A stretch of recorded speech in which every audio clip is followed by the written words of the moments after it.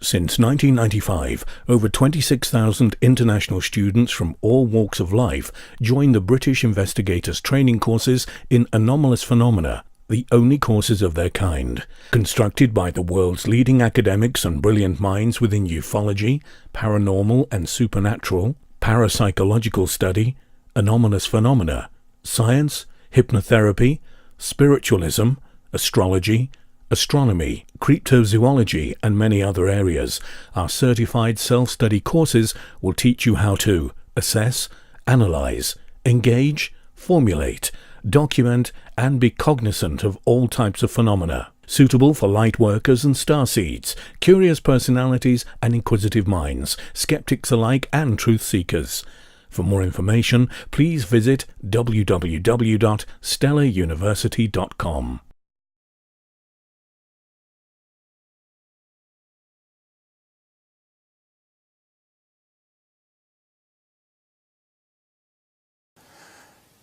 Then, in October of 1973, I'm dating myself, I know, I was 18, I was up in the mountains of North Carolina, and I was sitting up by a fire tower up on Rich's Mountain at about 5,000 and some feet up in the Blue Ridge, and I was in deep meditation, and suddenly, after the meditation, I realized I wasn't alone.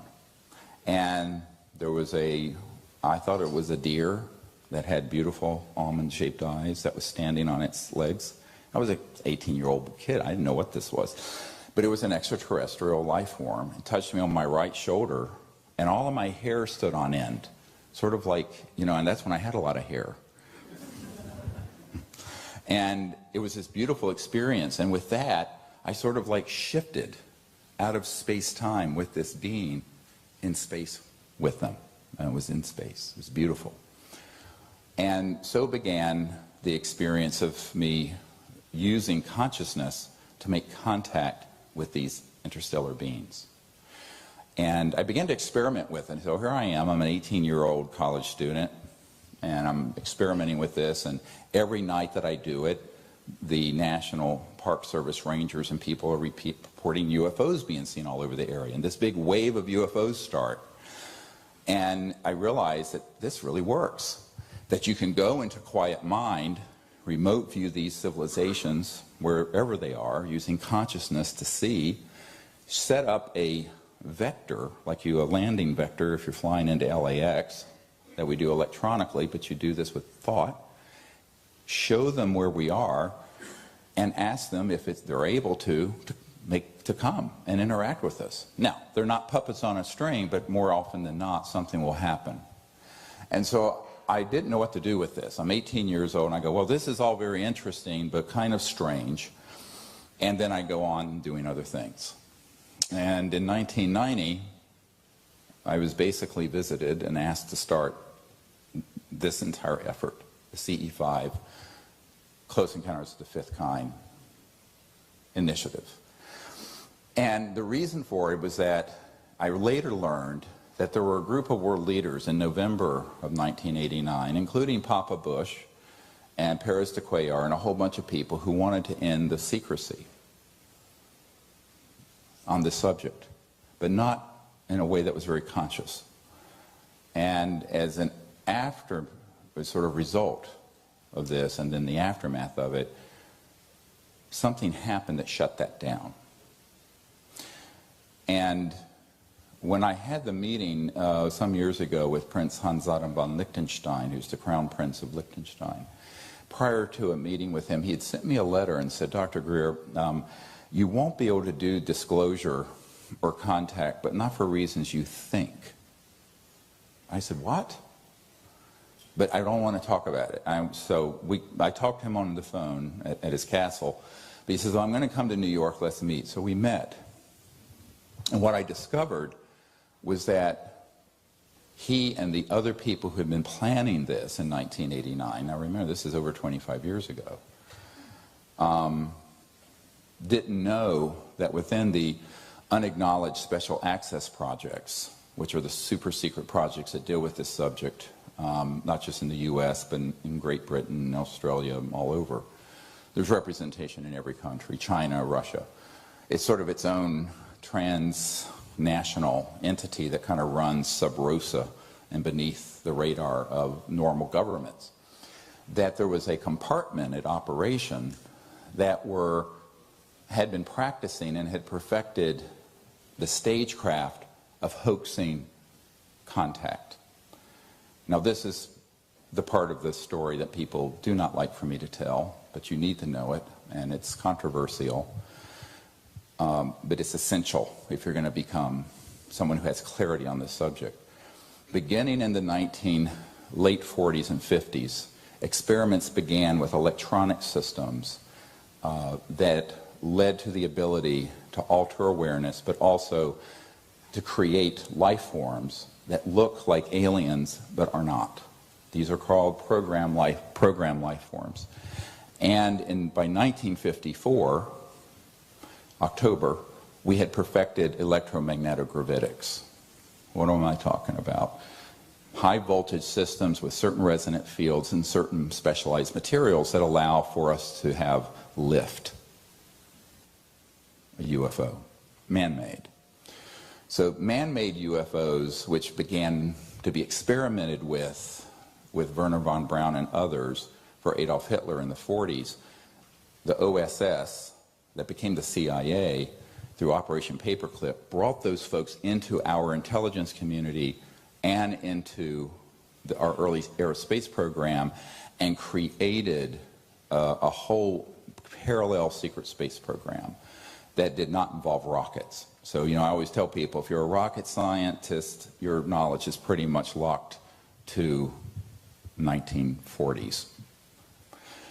Everything that has been developed since then has been classified. Now, because of this, maybe we can turn off cell phones, thank you. Because of this, there became, as Eisenhower warned, a vast military-industrial complex that was so classified that eventually he lost control of it. And no president since Eisenhower has had operational control over all of these compartments. Now, by the time 1989 came around, there had been probably 100 generations of exponential development of those technologies.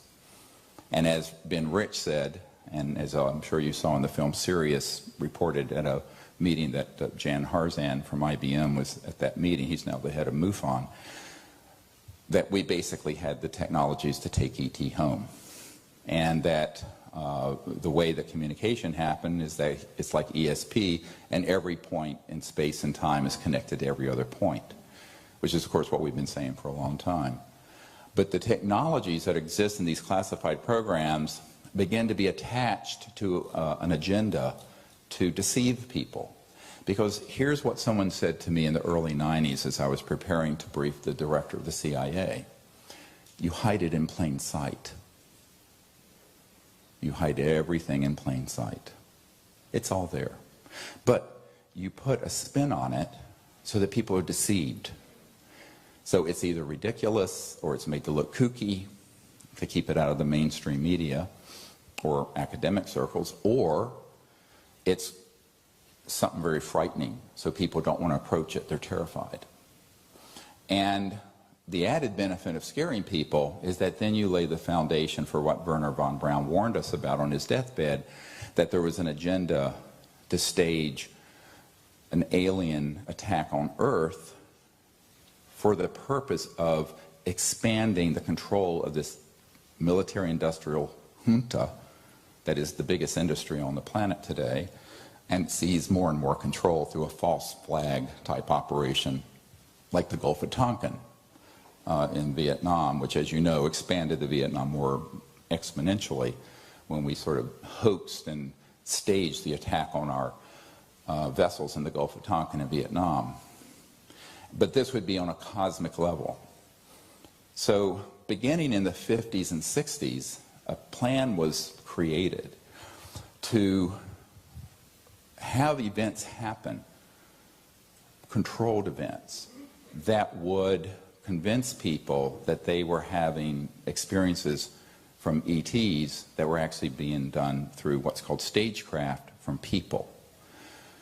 Now, Pérez de Cuellar didn't know this, the UN Secretary General, nor at that time did Papa Bush, the elder, not W, who was President of the United States in 1989, or Prince Hans Anna von Liechtenstein. But so what happened, and many of you may have heard of this through some of the work and research Bud Hopkins did, was that Pérez de Cuellar was abducted out of his limousine at 3 in the morning out of Midtown Manhattan.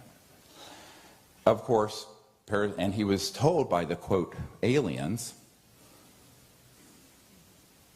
to stop the disclosure effort, and that if he didn't, every world leader involved, including the President of the United States, would be abducted. And this blew up, I'm quoting from the Prince, like an atomic bomb in the Bush White House. The whole thing was shut down. Everything was shut down. So Gorbachev was involved, Papa Bush was involved, Pérez de Cuellar was involved, and Prince Hans Anna von Liechtenstein. Now, I asked the Prince how he knew about this event that happened to Pérez de Cuellar. He says, because I'm very good friends with him and I was involved in this operation and knew about it when it happened. So that's the true story. Now, what Prince didn't know is that it was staged. It was what's called stagecraft. And I have a document from the 90s from the SSI, an organization that deals with Strategic Studies Institute is what it's called. And it talks about staging and hoaxing UFO events and abductions, it says the word, and mutilations for the purpose of scaring people so that it would create the psychological foundation for conflict in the future between Earth, humans, and these other civilizations. Now, I know this sounds terribly Machiavellian, and it is, but you have to consider, as a Pentagon person told me once, God help us that peace would break out. Because, well, I mean, you know, we're spending almost $1 trillion a year in the United States on military, homeland security, intelligence, et cetera, and so on. So you've got to keep some fires burning. So the whole global terrorism thing that's been manipulated to allow to get out of control, frankly, is to keep that fire burning until they can hit the button on the false flag interstellar. And it would fool almost everyone on planet Earth unless we wake up. So it's like the song from the 1970s, The Who, we won't be fooled again. Well, I think we were fooled again. 9/11 happened and we invaded Iraq. What a disaster. Now we have ISIS. So it's time for childhood's end here. And I'm going into this stuff not to kind of like scare people or be controversial, but I think that you need to know the truth about these things before we go on to what it means to become an ambassador to these civilizations. Otherwise, you're going to be taking all manner of baggage into your contact effort when you're out under the stars with your friends. So let's jettison the baggage and the disinfo packet, the disinformation packet, so that we get clarity on what this is. I don't speak of these things just to sort of put down any other person's research. I think most people are trying to report out what they're finding, but they don't know what the originating source of the finding is. For example, they don't know that EG&G and prior to that Siemens were building the implants that were being put into the people being abducted. They think they're from an interstellar civilization, which they are not. So this information is very explosive. People hate it when I speak about it because people like to have someone to hate. Now let's talk about that. Why is it that humans always want to find someone that they can vent otherness onto? Well, for a long time, I grew up in the 50s and 60s in the South. It was black people. I still remember having black and white water fountains in the late 50s and early 60s in North Carolina, where my father worked at a Sears store. Shocking. Then we had to hate someone else, some other culture, some other religion, gay people, whatever it is. You make up somebody that you can vent all of your hatred on and feel that you're better than they are. And where does this come from? Where does this original sin, if there is one, it's this divisiveness, come from? Well, if you study chimpanzees and other primates, which I have done, what you find is that they do organize into troops and into war. and we are 98.5% identical to chimpanzees. So we have this proclivity that can be exploited by demagogues, whether it be religious demagogues, political demagogues, ufology demagogues, covert, majestic MJ-12, the group that was originally assembled to run the secret UFO programs, demagogues, to turn one people against another, or, like the movie Independence Day, turn an entire civilization against another civilization. Why? Because in that conflict and fear, they can amass more and more centralized power. It's all about control and power. So how do we, it's like that song from In Vogue, free your mind, you know, it's like, you know, remember that song? You got to free your mind, honey, because here's the problem. If you pull all that into your paradigm, what you're going to do is simply replace one enemy for another. And that's what they have always wanted us to do. They've always had at the ready the next level of conflict, the next level of enemy. And the big one is not in Iraq or Tehran, it's out there that they're wanting to concoct. So I think we have to be very careful that we are not manipulated into this stupidity. Because if we are, we're going to get into the biggest catastrophe in human history, much worse than World War II. And I will remind you that no less a figure than General Douglas MacArthur in the well of the Congress in the 1950s, when he was leaving his post, said World War III will be interplanetary. So this xenophobia and fear-mongering and what have you began to be hatched about the time I was born in the mid-50s, and before many of you were alive. So we have to understand that the ability for a group that has trillions of dollars at their disposal to falsely inform people and to manipulate in a propagandist way, much like Hitler did against Jews and gypsies and gay people and socialists or whoever it was, to justify the Holocaust, that psychological warfare propaganda was basically taken from the ashes of World War II and then reapplied to this subject, which pretty much explains most of what is known as retail ufology. And it's for this reason that, of course, I've always been the black sheep in that field. Because people do not, I mean, you know, it's like Gloria Steinem said, the truth will set you free, but first it will piss you off. So people, you know, always say, we just want to know the truth. And I'm going, well, I'm not so sure you do. But I'm going to share it anyway.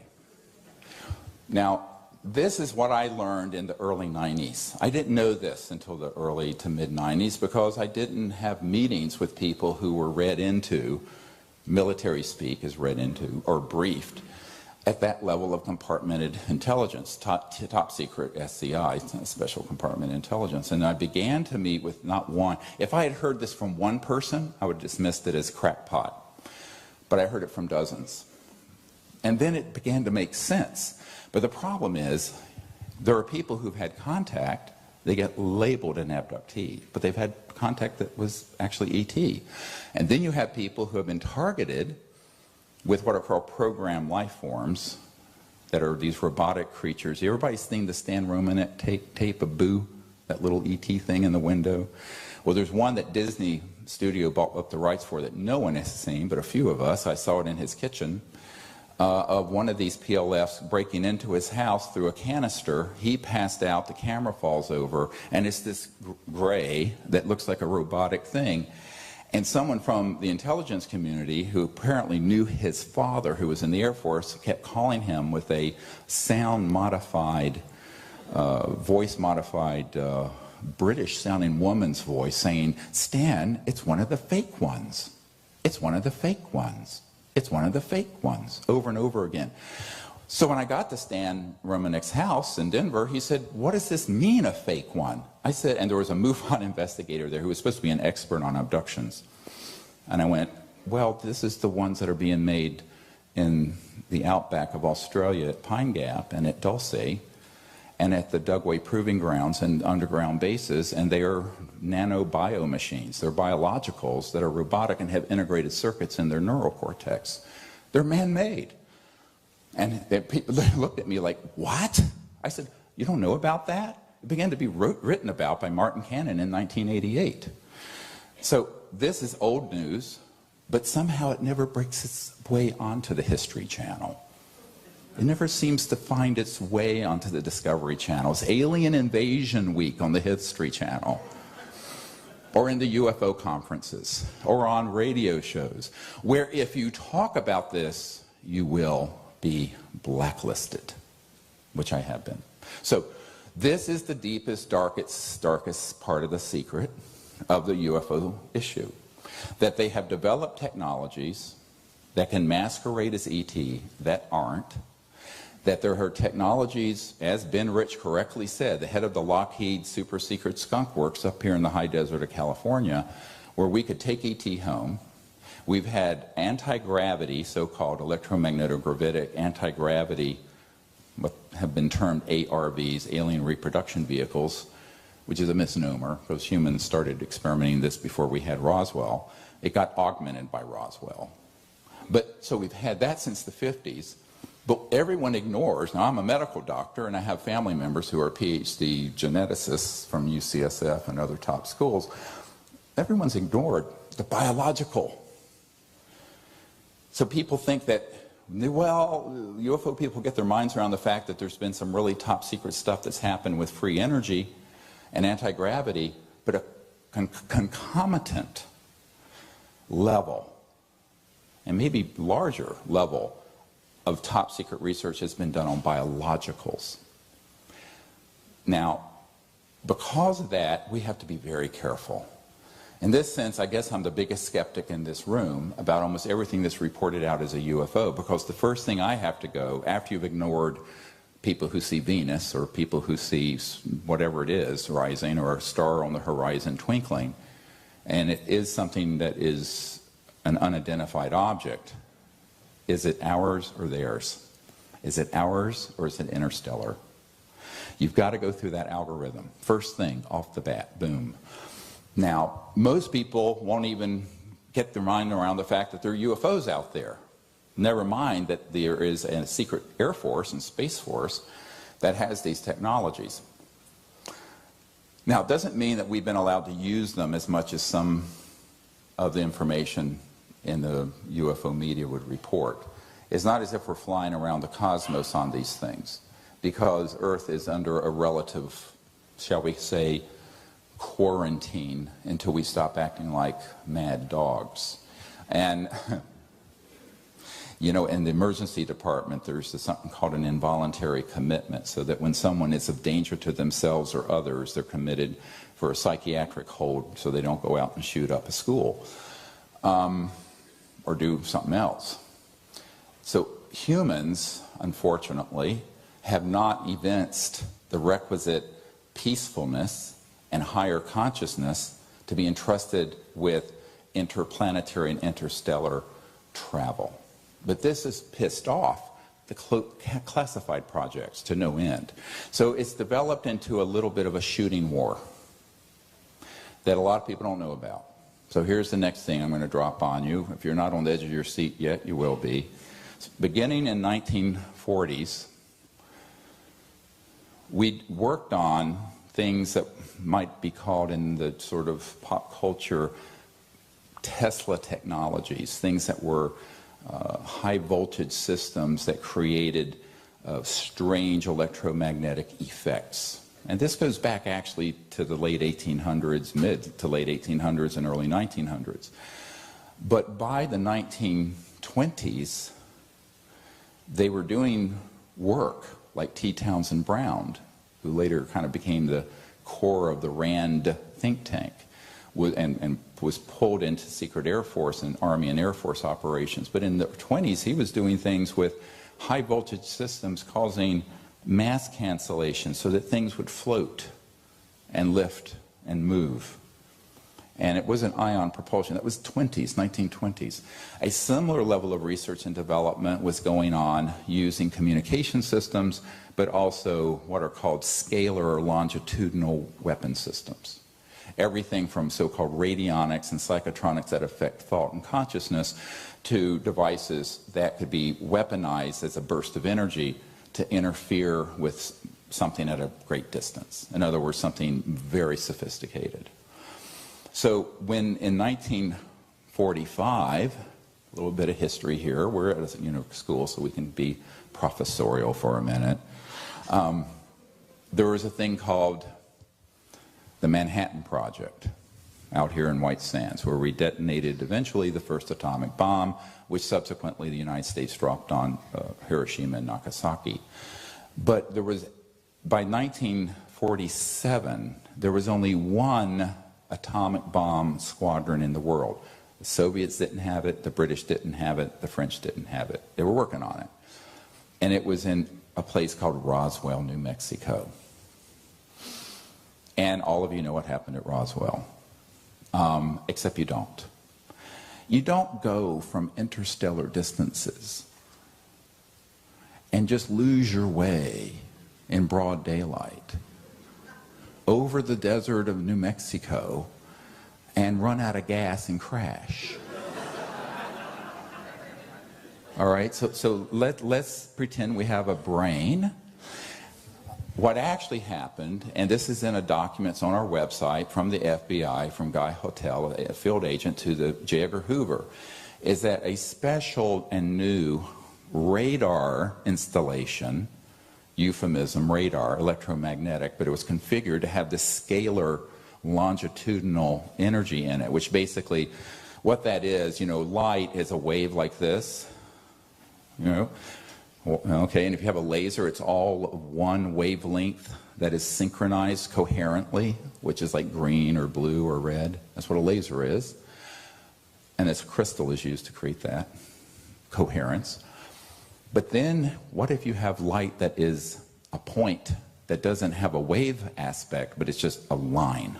Well, now you're going in multiples of the speed of light. And it is. It is not limited to the speed of 186,000 miles per second. But that technology can and has been weaponized. Okay, so now we get to what was really at Roswell that they were experimenting with that caused two ET vehicles to run into each other. One crashed north of Roswell and just exploded in smithereens because it hit the other one when they switched the system on, because it was a fully materialized 3D object, which they are very careful not to do anymore. We'll get to this. The other one continued on a western trajectory and impacted near Socorro, and that's where the little EB, the little extraterrestrial biological entity, was retrieved that you've heard about. That did happen. So that whole cat and mouse game, or cowboys and Indians nonsense, began in the 40s. Now that's 70 years ago almost, 68 years ago, this summer. So the technologies that allow for tracking, targeting, and hitting interstellar vehicles has gone through multiple generations of refinement. And I won't bore you, we don't have enough time to go into all the information we've collected on this, but just from an operational fund of knowledge you all need to have.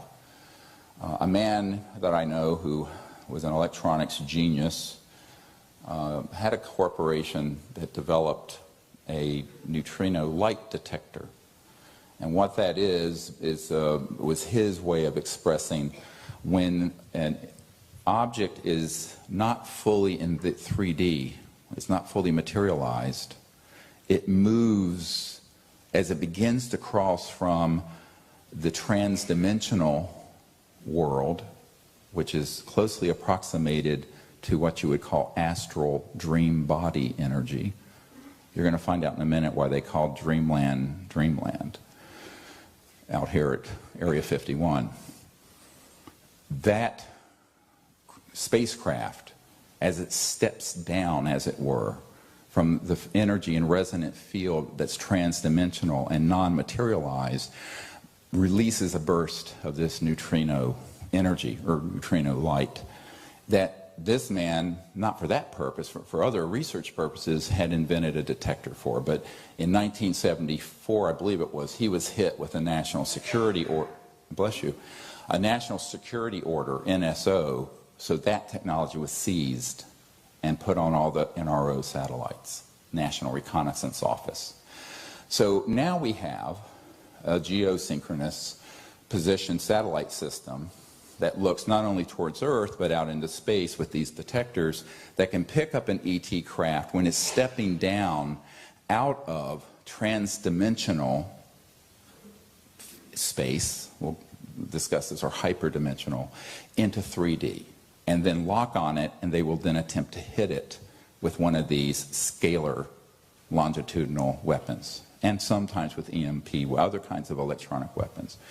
And so began the era of what Lynn Stringfield called the crash retrieval process, where over a period of time from the 40s up to, not that, well, still going on, where objects were on occasion, now the hit rate isn't that high, but where on occasion they would be able to target and hit these objects with these electromagnetic systems, and they would be damaged or destroyed or would crash. I have one man on my team who worked near Fort Huachuca, which is Army Intelligence Headquarters, and there's an underground base there. And back in the 70s, at that time, they had 9 extraterrestrial vehicles that were in storage there, and also the bodies from different species had been autopsied near Fort Huachuca, which ironically is near Tombstone, Arizona. There's some weird ironies in all of this. Now, why did I divert into all that? Because when I stepped on the stage in 1990, starting the Close Encounters of the Fifth Kind initiative, using consciousness and remote viewing to contact ETs, we stepped into a hornet's nest that had been in the making already for 40 or 50 years. And what the result of that was, I was immediately contacted by people in the intelligence community, and the former head of Army Intelligence and some NSA people who said, "What the hell do you think you're doing?" And I said, well, I'm doing exactly what I've written I'm doing. I'm going to organize teams to be citizen diplomats to these civilizations using advanced concepts in physics and consciousness. And basically I was threatened and told I shouldn't and couldn't, and I said, watch me.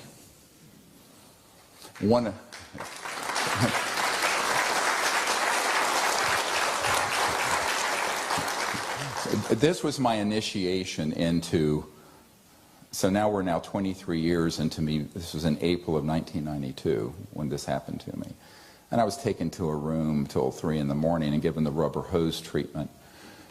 Basically, and I turned to this guy who was on this majority committee for intelligence, Majestic, and I said, look, I'm going to do this. I'm not rich, but I'm a doctor. I don't need your money. I died when I was 17, and I know there is no death, and death is a myth, so I'm not afraid of you. And I figured out the Rosetta Stone of contact, and there's nothing you can do about it if enough people start doing it. And he went like this and looked at me and said, well, you know exactly who this son of a bitch is? This old white-haired guy said, yeah, that's right, I am that son of a bitch. And then I said a few other choice words. Hey, I'm an emergency doctor, not, you know, a new age whatever. So, here comes the chest tube. Nice. But, you know, and I basically said, look, I've done some research on you, and I've got some documents on you that if you get in my way, you'll be in Fort Leavenworth Federal Penitentiary for the rest of your life. So leave me alone. You know, so this is that in 92. For 23 years, I've been dealing with that level of chicanery and nonsense. But the key thing to understand is the thing that launched the Disclosure Project was this. This is what launched all of it. They knew we had figured out the Rosetta Stone where people can be, every ordinary people like me and you, forget the government high and mighties and all that, can become ambassadors from Earth to these people. And if enough people did it, this would be their ultimate nightmare because it's decentralized. See?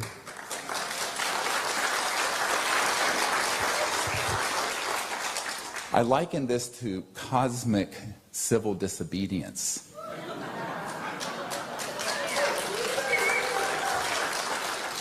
Just like Martin Luther King with the civil rights movement, if you've seen Selma, or Gandhi, or whoever, we're owning our right to be free citizens of the earth, free our minds from the disinformation, go into the future in universal consciousness and peace, and create a time of universal peace for 500,000 years. That's our job.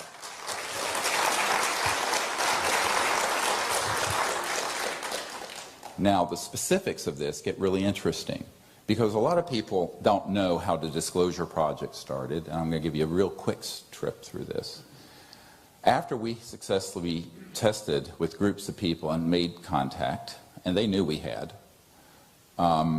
it made its way up through the chain of command, and by the time President Clinton got elected and took office in January of 1993, some folks approached me who said, look, we really love what you're doing, and it's time that this should happen. But we need to reach out to people and deconflict, was the military term, what you're doing with the military operations that are targeting and tracking these craft. I said, well, that'd be great if we can do it. So I had a military advisor who set up meetings between me and initially the head of the Foreign Aerospace Science and Technology Center, which was the Foreign Technology Division back in the 40s of the Air Force at Wright-Patterson Air Force Base. This is where the Roswell stuff was sent.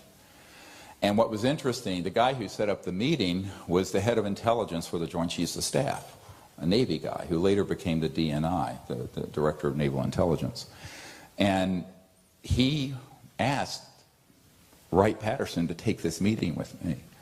And they said, no, we won't. So he went to the head of the Air Force and ordered it. And the head of the Air Force Intelligence ordered the meeting. So then I went to it. And so I went to the meeting with this, the energy of this. I didn't care what they had there because I already knew what they had there. I went there to tell them what we were doing and to ask them to respect our space and leave us alone. And that was the beginning of a series of briefing with top military folks in 1993. The other thing that happened around that time is that a group of us decided to make a run at the incoming President Clinton, who was open to this and had told friends of his that contacted me that he was incredibly interested in UFOs but didn't know what to make of it, and that he and his CIA director, R. James Woolsey, had asked about it through channels and had been basically lied to. If you read Webster Hubbell's book, Friends in High Places, he talks about the fact that the president tried to find out about UFOs and, quote, were not happy with the answers they were getting. So they reached out to me and I said, well, okay, let's make a briefing. So what you have now, if you go to SeriousDisclosure.com, the briefing materials are various generations. This is what we gave to President Obama, of the briefing asked for by President Clinton and his CIA director. And what we wanted to have happen, now this is in my constitutional naivete. I was in my 30s, young doctor, thought we still actually had a democracy and a government that was functional. How foolish of me, I presuppose. But I was young and full of hope, thought that would happen. So I contacted, we did this and asked the president, and after I briefed the CIA director, and it was a huge white paper that's in my first book, Extraterrestrial Intelligence, the Evidence and Implications. Most people don't realize that book exists. It has all these white papers in it. So, position papers and recommendations for the president. And I realized very quickly, within about a month or two, that the president didn't want to do it. But the reason the meeting was set up to begin with is because the friend of the CIA director and the president had known that we made contact through the CE5 initiative. So this interplanetary ambassador program is what started the Disclosure Project. And it started it quite accidentally. I never thought that I would go there at all. I wasn't interested in these politicians and military people. But what I realized was that we weren't doing this in a vacuum. We're doing this in a world that's become an armed camp, and we needed to take that into account if we were going to do it wisely and carefully. So I started this whole process, and it was called Project Starlight. You know, the Associated Press sued the Clinton Library and got these documents a few years ago. And I was kind of mentoring a guy named Lawrence Rockefeller about this, who was friends with the Clintons, and it goes on and on. So, and you can read about that and hear about that another time. But the point I'm making is that the reason all that happened was that we wanted to have the president lead the effort with contact and disclosure. But a good friend of the president's came to my house and said, look, we think that this is great, but if the president pushes on this issue, he'll end up like Jack Kennedy. And so I said, well, what do you want me to do? And he said, well, you need to do it. I said, how nice of you. And it became very clear to me that what they were saying is that I wasn't important, I was expendable, and it didn't matter if I was killed. So I accepted that, as that my place in the world is an unimportant I'm the throwaway person, you know, it's expendable. So at least people in Washington think. So that's fine. And then what happened, we went to the Congress. So I met with members of the Senate Intelligence Committee and all this, and then they were very interested, but then they would get a visit and a little bit of a threat, and they'd put their tail between their legs and run. So then comes 2001, the National Press Club event, where we had the first of the military top secret people come forward, and I went around the world interviewing 110 of them, and now there's 500 or 600 of them. Most of them don't want to be on videotape. Some are, and are waiting. I can release their information when they pass away posthumously. But so the whole disclosure movement started because we realized that the world needed to be educated on this, and initially we wanted the heads of states to do it, and then they wouldn't do it, so maybe the people's representatives to do it, and then they wouldn't do it, we have to do it. So we did it. And now 50 to 60% of the population believe UFOs are real, and the government's citing something when it used to be 25%. However, most people don't know the level of the granular detail we're going into here today, which you need to know if you're going to be an ambassador to these civilizations. Now, the CE5 initiative was always what was in my heart and soul as the really exciting, beautiful thing to accomplish. To create teams of people all over the world who would go out using this concept in peace to make contact with these civilizations, direct contact. And that's what we did. And so initially it was just a few people, then it was a few hundred people. Now if you get the app, you'll see the whole globe is lit up with little CSETI triangles, and what we call the little logo symbol for the Center for the Study of Extraterrestrial Intelligence. Every continent, virtually every country, has teams. By the way, if you want to find who's in your area, you just go there and download the app. It's a free app. It's the etcontactnetwork.com app, but it's linked from our website, SiriusDisclosure.com. There's also a training app that takes you through the remote viewing course, all the protocols and everything that's also available. And there are thousands of people doing that. So now we have teams on every continent and virtually every country doing this. And it's creating what Rupert Sheldrake called the morphogenic field effect. So we're getting to breakout, where you have then thousands, and eventually we'll have millions of people understanding that they can bypass these lame and useless bureaucracies in our governments and just do it themselves. Empower yourselves. And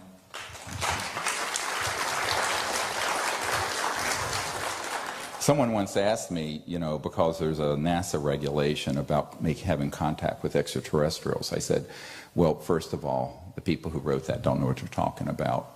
And secondly, if you need an authority figure to say it's okay to do this, I hereby give you permission. I mean, you know, people are so fun. Who's responsible for this? Nobody. Because there is this corrupt and illegal operation, which we proved was illegal. If you're in a project where you are lying to the President of the United States and the members of Congress, it is a priori illegal. Full stop. End of discussion. Once we proved that, and we wrote a letter to every division of the government stating this, we said, we're going to come forward with documents, evidence, top secret testimony from people who had security oaths, but that they were all exonerated from it because the operations are themselves illegal and cannot cite the National Security Act to enforce it. Do you know, to this day, not a single person has been prosecuted in our team. This is not like Edward Snowden. Because Snowden revealed things that were being overseen by the President and the Select Committee on Intelligence. We're revealing things that are where they're deceiving the President and the oversight committees, and therefore they are rogue and illegal, and we can do anything we want with it. Get it? That's one of the reasons why we went through this process from 1993 to 2001 to dot the I's and cross the T's. Because if we had not done it properly, it could have been claimed that there was appropriate control and oversight, and therefore the people I was asking to step forward outside their national security oaths were breaking the law. We had to go through this process. That was the thinking behind it.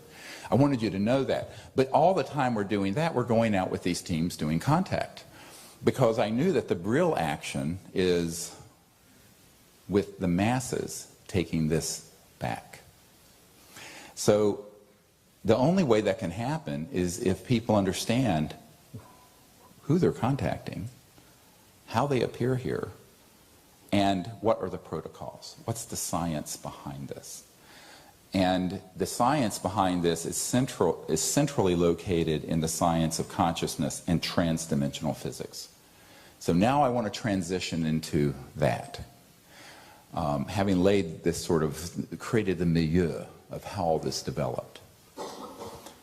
Because if you go out under the stars and you don't know the difference between a Lockheed Martin or Northrop alien reproduction vehicle and an ET vehicle, you don't know what you're doing. I'll give you a hint. The ones that are made by us feel like it, look like it, and they have moving parts and rivets and seams if you're up close. Interstellar vehicles do not. Now, we need to go into something what I call interstellar transdimensional technologies. And the first one, and the most important one, is how do you communicate? You know, at certain points in the orbits, the Earth is an hour by cell phone or electro radio signal from Mars, our closest planet. So if you had to say, hello, how are you? You'd have to have an hour for someone to get the signal, and then they say, I'm doing fine today, how are you? And it took us 2 hours to Mars. And I remember when I was meeting with the CIA director, his wife came, who was the chief operating officer of the National Academy of Sciences, and she was prescient enough to ask the question, what, how are they possibly communicating with their home planet once they get here from another star system? I said, yes, the speed of light is just too damn slow. It's only 186,000 miles per second. So to get just across our galaxy, and we're one of billions of galaxies, the Milky Way, it'd take 100,000 years, Earth years, to get a signal from point A to B, and another 100,000 to get the message back. And I thought to myself, well, do I tell this lady the truth and seem like a kook? Or do I tell her something that sounds scientific and be respectable? And I decided to tell her the truth. So I said, here's the thing. You can take one of these, and an advanced version of it, an electromagnetic box, a little thing, but it's so refined in its electromagnetic systems that they cross over beyond the speed of light into, and even beyond the so-called scalar longitudinal systems I talked about, into what I call coherent thought or feeling and consciousness. So they become what I wrote a paper in 1991 called The Comprehensive Assessment of the UFO ETI, Extraterrestrial Intelligence Subject. And in it I talk about technology-assisted consciousness, which is when you have a technological device that augments your awareness and assists with remote viewing and communication. Okay, so that's technology-assisted consciousness. But there's also consciousness-assisted technologies, where the consciousness of the person assist the technology or the guidance system or the what have you on the spacecraft. It goes both ways, is what I'm saying. So there's TAC and CAT. So technology-assisted consciousness and consciousness-assisted technologies. And what this means is that you can put your awareness in a coherent way from a centered intent, and this would then begin to communicate. So you don't have to touch it, and you don't have to have an electromagnetic signal to it. Exactly what Dr. John at Princeton Engineering and Anomalies Research Lab, who was Professor Emeritus of Engineering, not New Age crystals, discovered. That the conscious mind and thought in a coherent way can interface with an electromagnetic device. But in that case, it was just causing sort of a crude response. Here we're talking about precision. Precision devices that interface with thought and consciousness. Now, why is that? First of all, it has to be. If they're from another star system, they have to have that.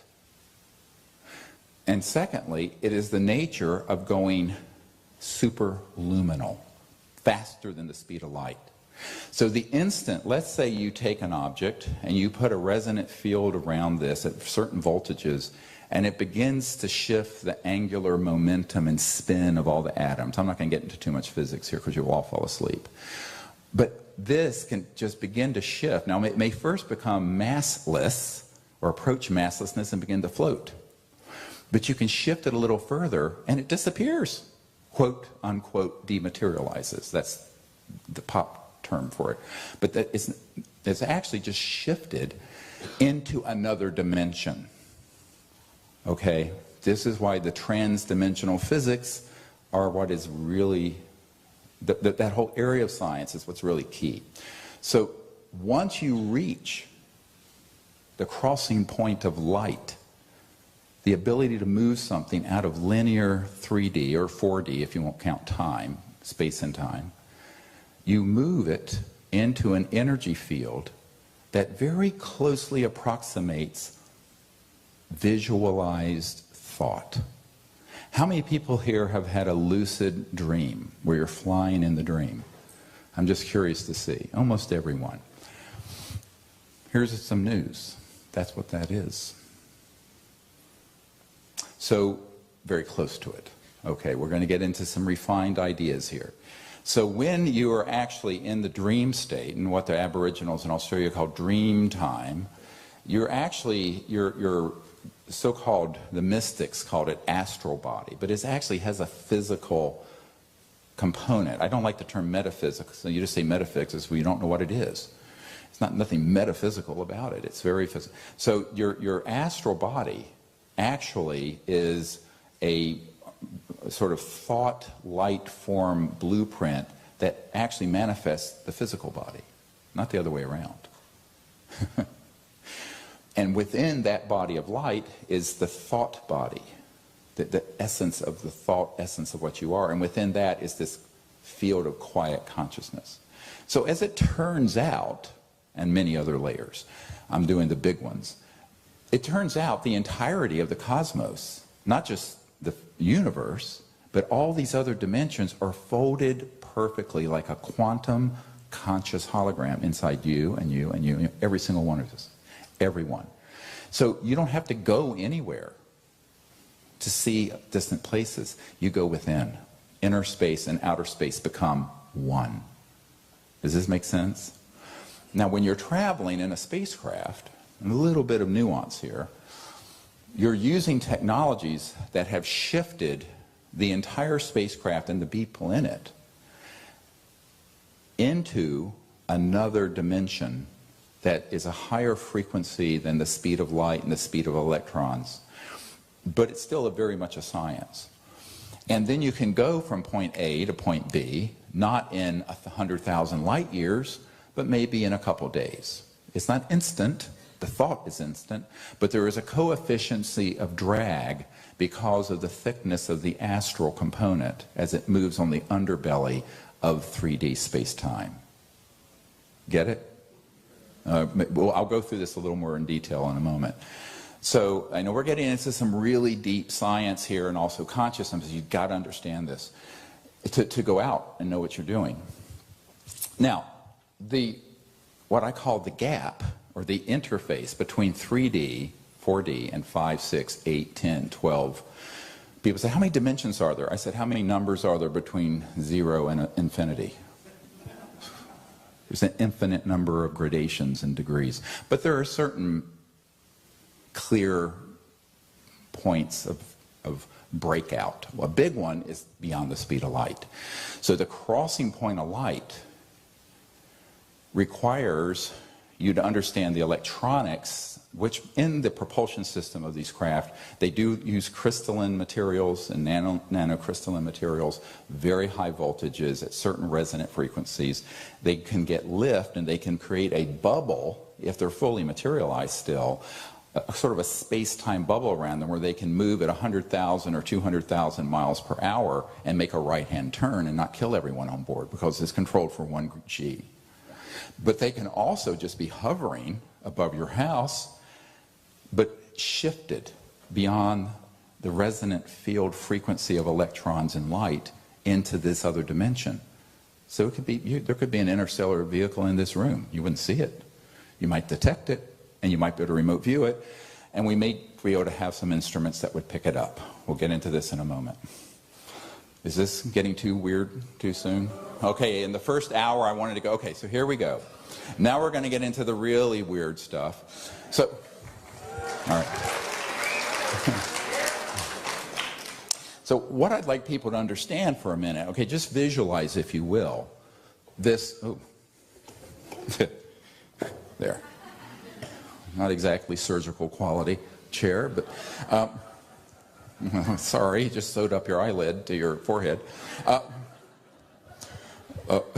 We have now in our awareness this ability to understand that the mind, the conscious field, which is infinite, omnipresent, and your thought body, that's visual, the so-called astral, and then thought that is beyond the visual, the essence of thought. They're called causality. Paramahansa Yogananda called it the causative universe, the causality, the essence, the seed, essence, knowledge of things.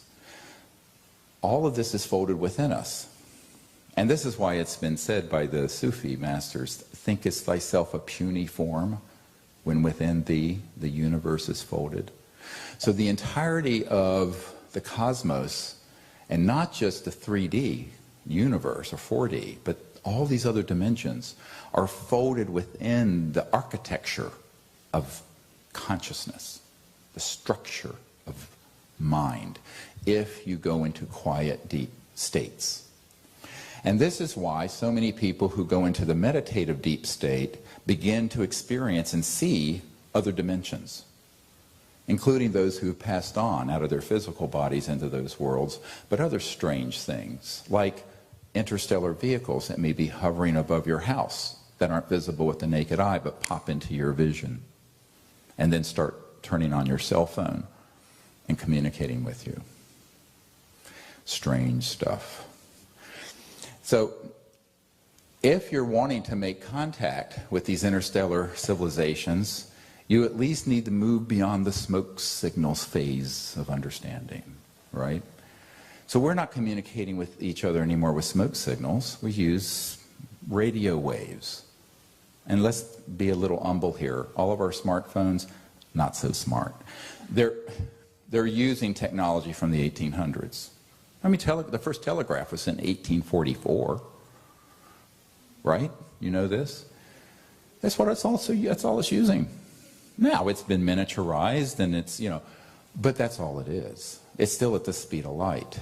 Everything that has been developed that is transdimensional in physics, new energy, where you get energy from these other dimensions, including the 0 point in quantum vacuum and what have you, anti-gravity, and communication systems that have been developed since the mid-1900s are classified. So let's think about let's take a big step back. Our cars, the engine, Mercedes, 1888, something like that. Trains, choo-choo trains, mid-1800s. Jets were invented in the 30s, didn't get into widespread application until later, but 1930s. And rockets, 1940s. Atomic power, nuclear power, 1940s. That's it. So do you really believe that there has been no development in physics or science that are in applied physics for 70 years?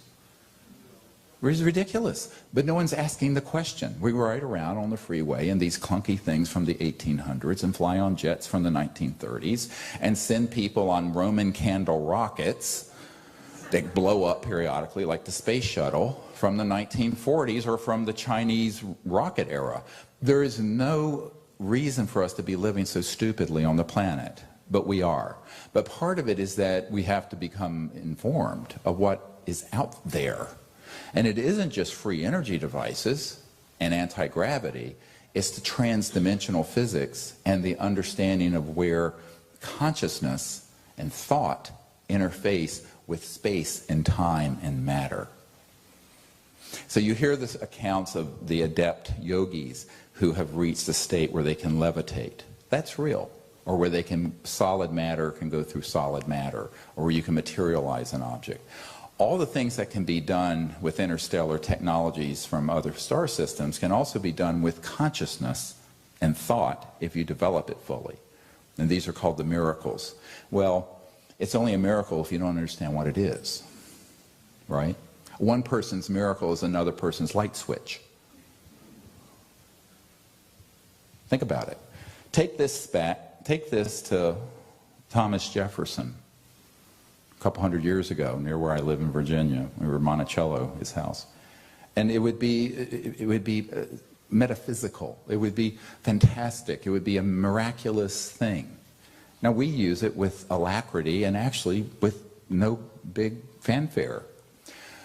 And that's only 200 years of development from Thomas Jefferson's time to that. And that's including the fact that for 70 years, most scientific breakthroughs in development have been seized and are classified.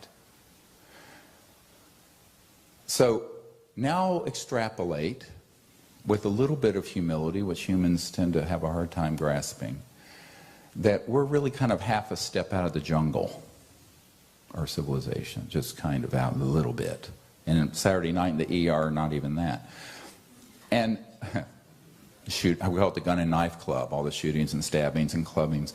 But what you find is that if you begin to contemplate the technological exponential progression that we've had in, say, 100 years, that even we know about, and extrapolate that out 10 to the 6th to 10 to the 7th years, 100,000 to a few million years. And that's what we're dealing with. We're dealing with civilizations that have technologies that are in the hundreds of thousands to millions of years past what is extant on Earth today, that exists today. So that begins to make us think, whoa, what and how might these civilizations want to communicate with us? And how would they manifest? Well, it's going to be in ways that are, to the average person, bizarre, just as this would have been bizarre to Thomas Jefferson or to your grandparents. So with that in mind, now let's go into sort of an exploration of the sciences, not singular, but plural, the sciences of transdimensional physics and consciousness. Because now we're talking about civilizations that, as easily as you and I go down the freeway, go down the transdimensional freeways of the multiverse of the cosmos, and can go from one star system to another and communicate from one star system to another. So their technologies are such that they can be in 3D, or they can be in these other dimensions superimposed within, as it were, or around 3D. And you wouldn't see it with the naked eye. You may only get a hint of it. So sometimes, many of you have had this experience, you'll be having a contact experience, and there'll be just a point of light that goes bing. What's that? Or something that looks like a sphere, a globe, orb, people call it. Or something that's just sort of a scintillating light. Or something that looks like a heat wave, a field distortion between what should be in the air. That your physical eyes are picking this up. Well, it could be a lot of things, but often when we're out making contact using the protocols that involve the laser light we send up, the beeping tones we send out, and the meditation we do that centers us in deep consciousness, it then carries us into the remote viewing mode. Those ET civilizations will appear around us with all kinds of manifestations and phenomena that are strange. So, for example, you're going to see this in a moment. We were at Joshua Tree National Park, and we were in Circle out in a place called Geology Tour Road. You can go there.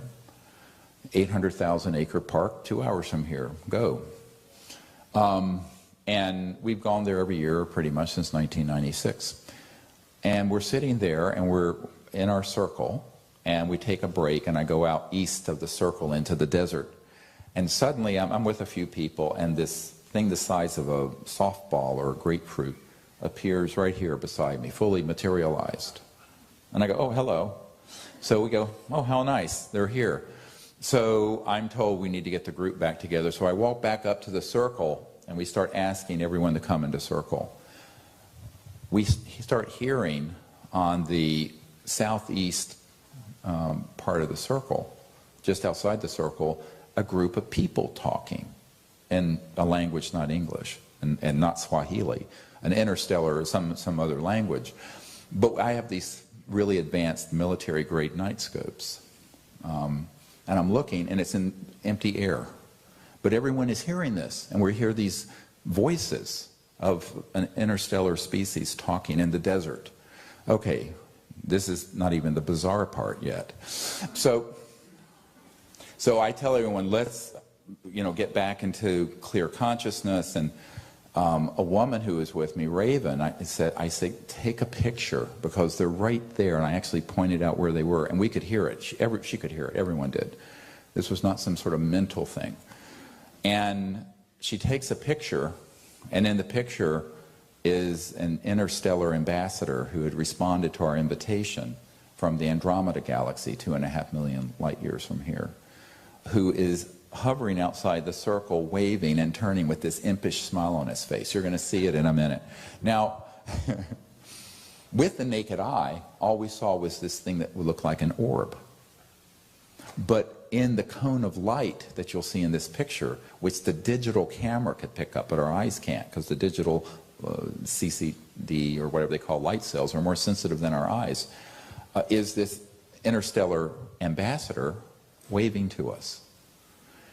And then we made our circle, and we began to go into deep meditation. And we have these detectors. We have a tri-field meter that is a magnet, and we put it on the magnetic scale, where it picks up on the flux and the movement of the magnetic field around us, which should not move if you're out in the wilderness. And then we have a radar detector, and we have something that picks up lightning bolts if you're a backpacker. But these are all things that pick up electromagnetic energy in different ways. And we have those, and all of a sudden, the detectors start singing and talking. And so for about an hour, this group of ETs go inside the circuitry of these detectors and start communicating. Now, they're not speaking English, they're speaking some sort of mathematical code, which we recorded. Strange? Well, no, this isn't even strange yet. So that is what you need to be understanding. And they don't necessarily have to be 3D to communicate. Now, when we have had them fully materialize, for example, we had a craft that fully materialized near us at Mount Shasta. You're going to see it's a light ship that lifts up from the ground and goes out into space. Within minutes of there, we had helicopters and jets swarming over the site because it came from the transdimensional field into the field that began to release the neutrino light I talked about into something visible with the naked eye, and then the military came in. Now that only happens usually when I'm around. People who are doing this individually have amazing contact experiences, and that doesn't happen. It's because if we're doing something like that, it's an announced event, and obviously they're going to track what we're doing. But the point is that these civilizations can move into our dimension of 3D and 4D as easily as you and I walk through a door. But they're coming from other dimensions and may appear in ways that you don't expect. And every time, like this event we just did in near Joshua Tree, we were on a house with 640 acres that we rented. I found out that Leonardo DiCaprio and all of these people had used it because it had a helicopter landing spot, which we used as our site for the week. And we're there at a break. Interesting. We do these meditations. We kind of relax, start having what I call conviviality and bebidas. You know, just sort of have something to drink and something to eat. And we're out under the stars. And this ship, very quickly, unfortunately, the camera guy was going to the bathroom, but it materializes here and goes across the head of the valley at eye level, but in about 1 or 2 seconds. But everyone looking where sees this beautiful golden red ship that was a little bit shaped like almost a little bit chevron shaped, but at ground level. Followed by all the electronics starting to interface and go off. Very unusual events. At that point I said, look, we need to go into consciousness and see if we can apprehend the message. So that begins to be a very intuitive process that you become perfected at the more you do this. And one of our detectors is a very simple radar detector where it'll go beep beep for yes and beep beep beep we're here, and you begin to pick up on a pattern, and then something will manifest around you.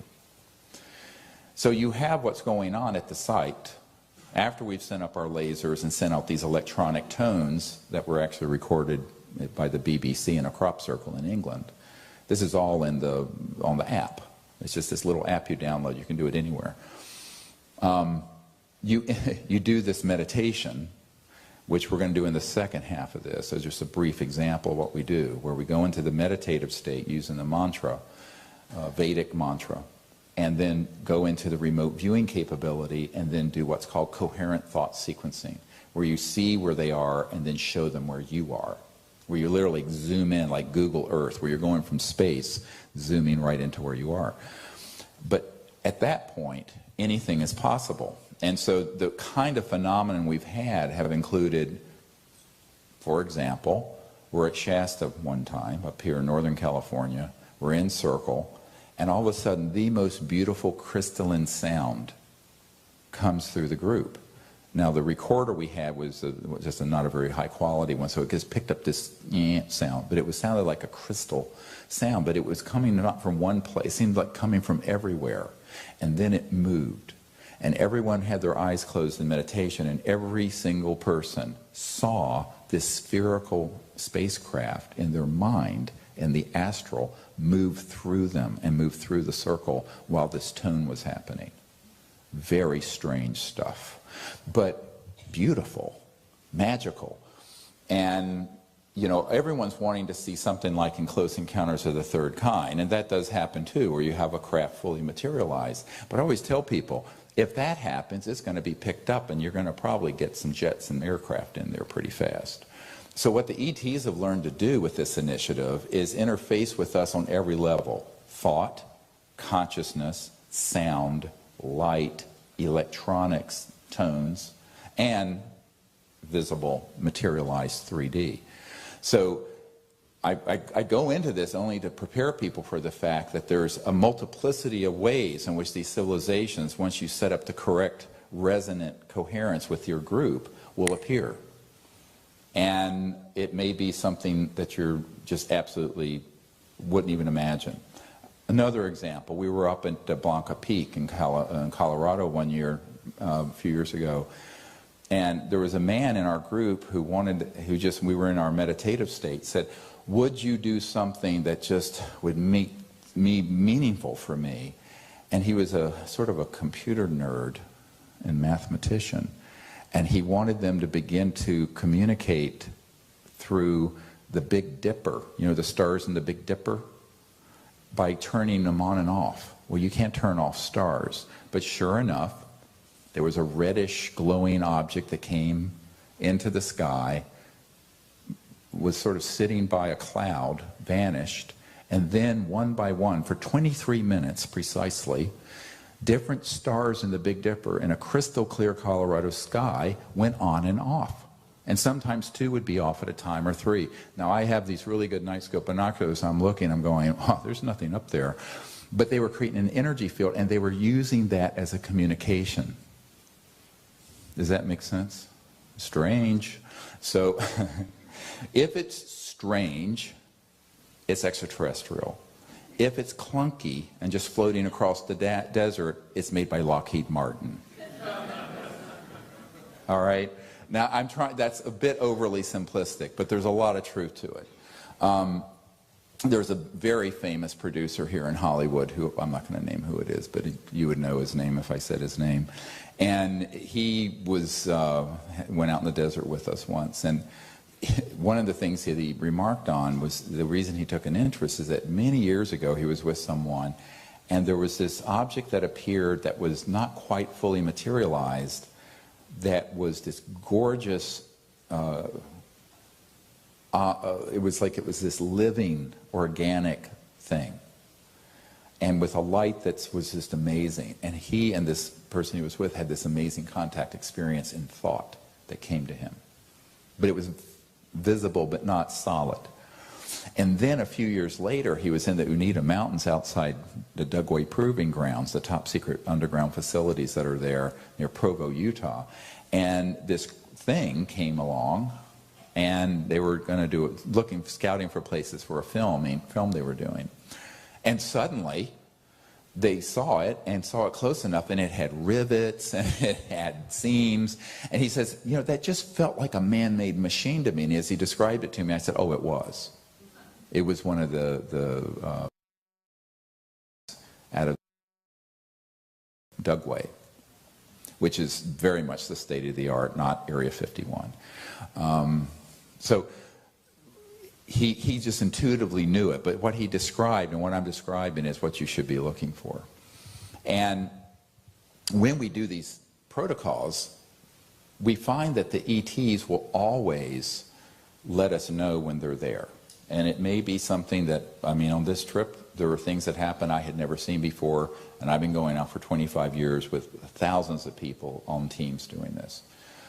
And I think we have to begin to think, well, if these civilizations want to interact with us, they don't have to meet our expectations. Maybe they're expecting us to meet theirs.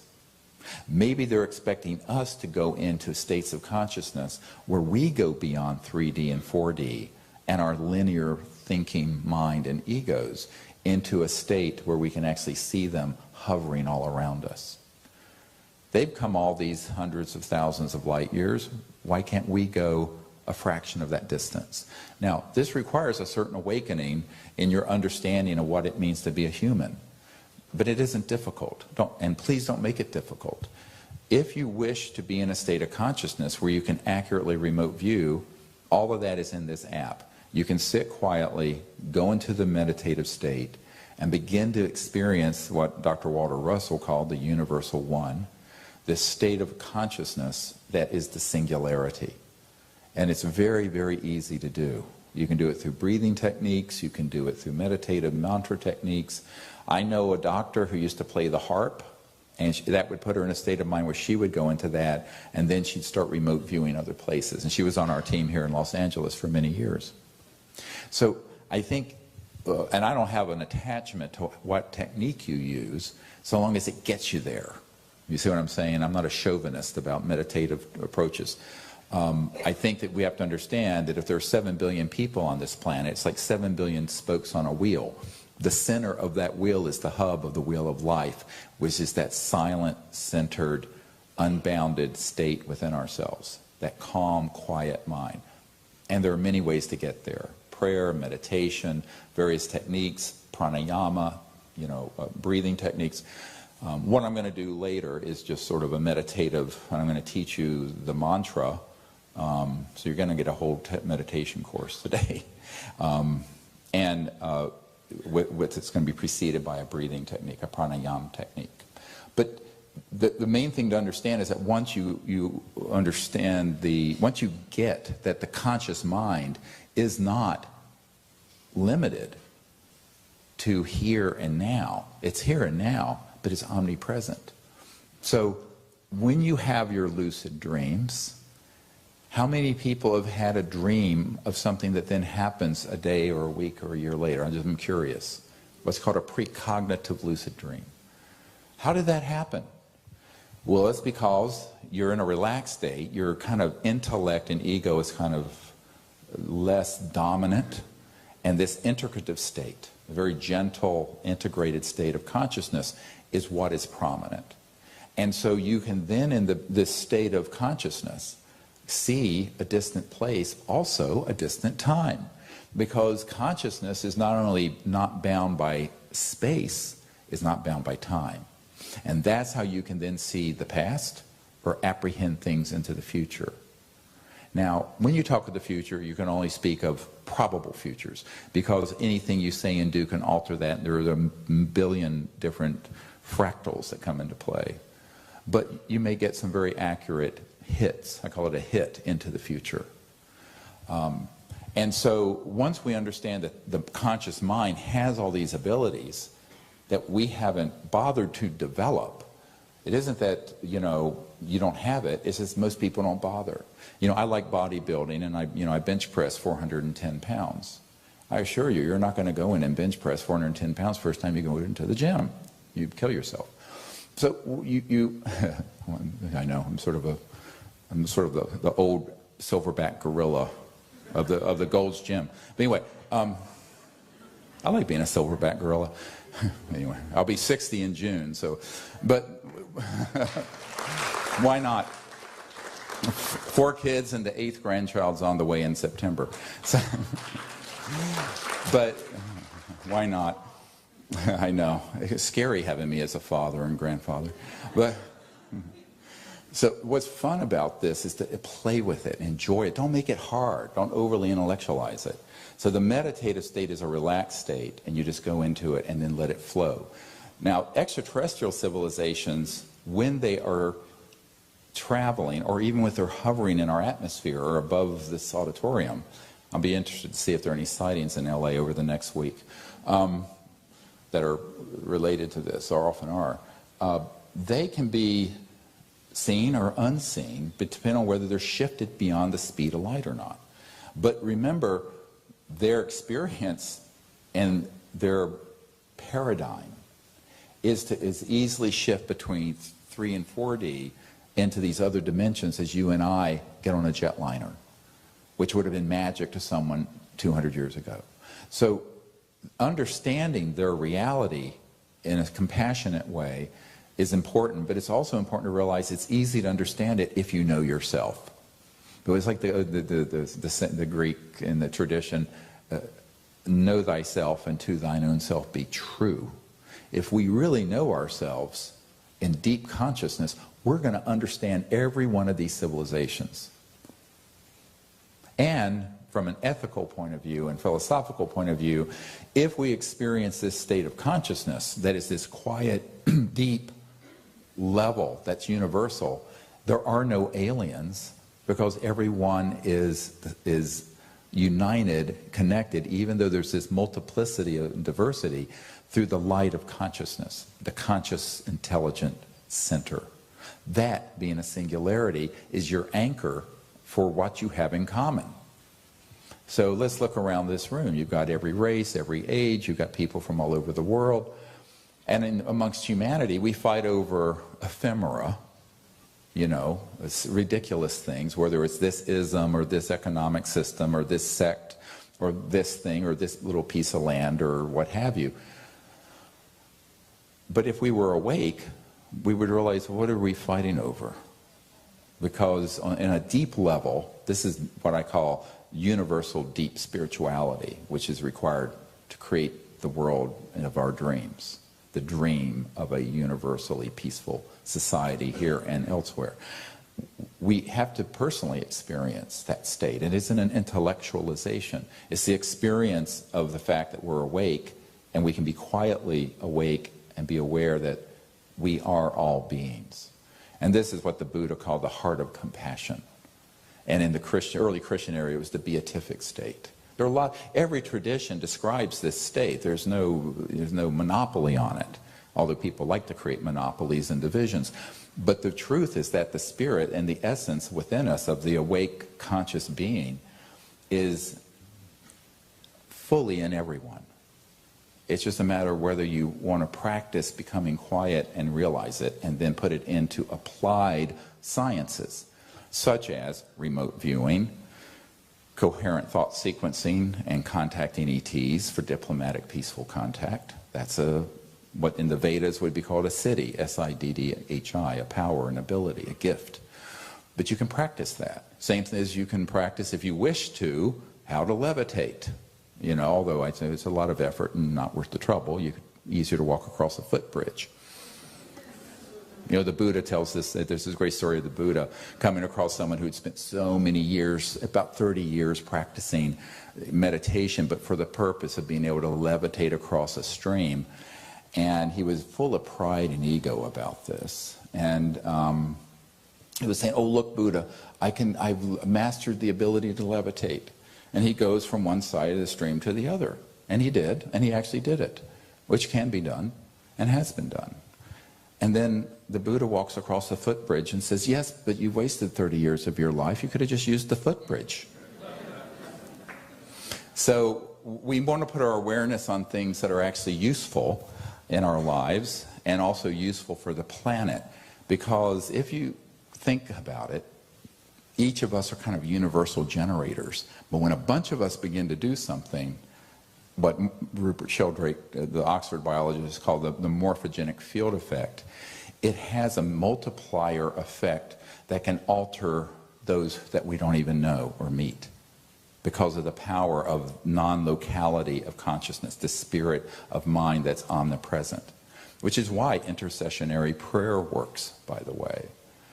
Now, an interesting little side note to the work of Dr. John at Princeton, he said he found that if there were two people who loved each other or were united, coherent, let's call it, and cared for each other, were to put their mind and agree to what the random number generator would do, it didn't have an arithmetic effect. In other words, it wasn't double the effect, it was an exponential effect.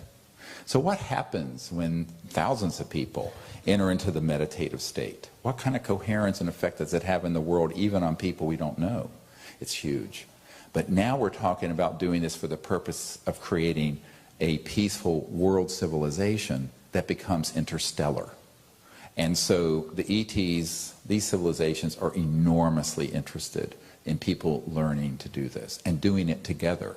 And you don't have to do it with, 250 people. You can do it with 2, 3, 4 people. And people will tell you who've been on these expeditions for a week, it happens quite easily once you understand the principles. Does this make sense? Yeah? Let's go through some of these images. I want to play these. If you can play these folks up on the... Now what they're going to do, they're going to dim the light on me, and they're going to dim all the lights in the house. And after this, we're going to take a break, and then we're going to do the meditation. Thank you.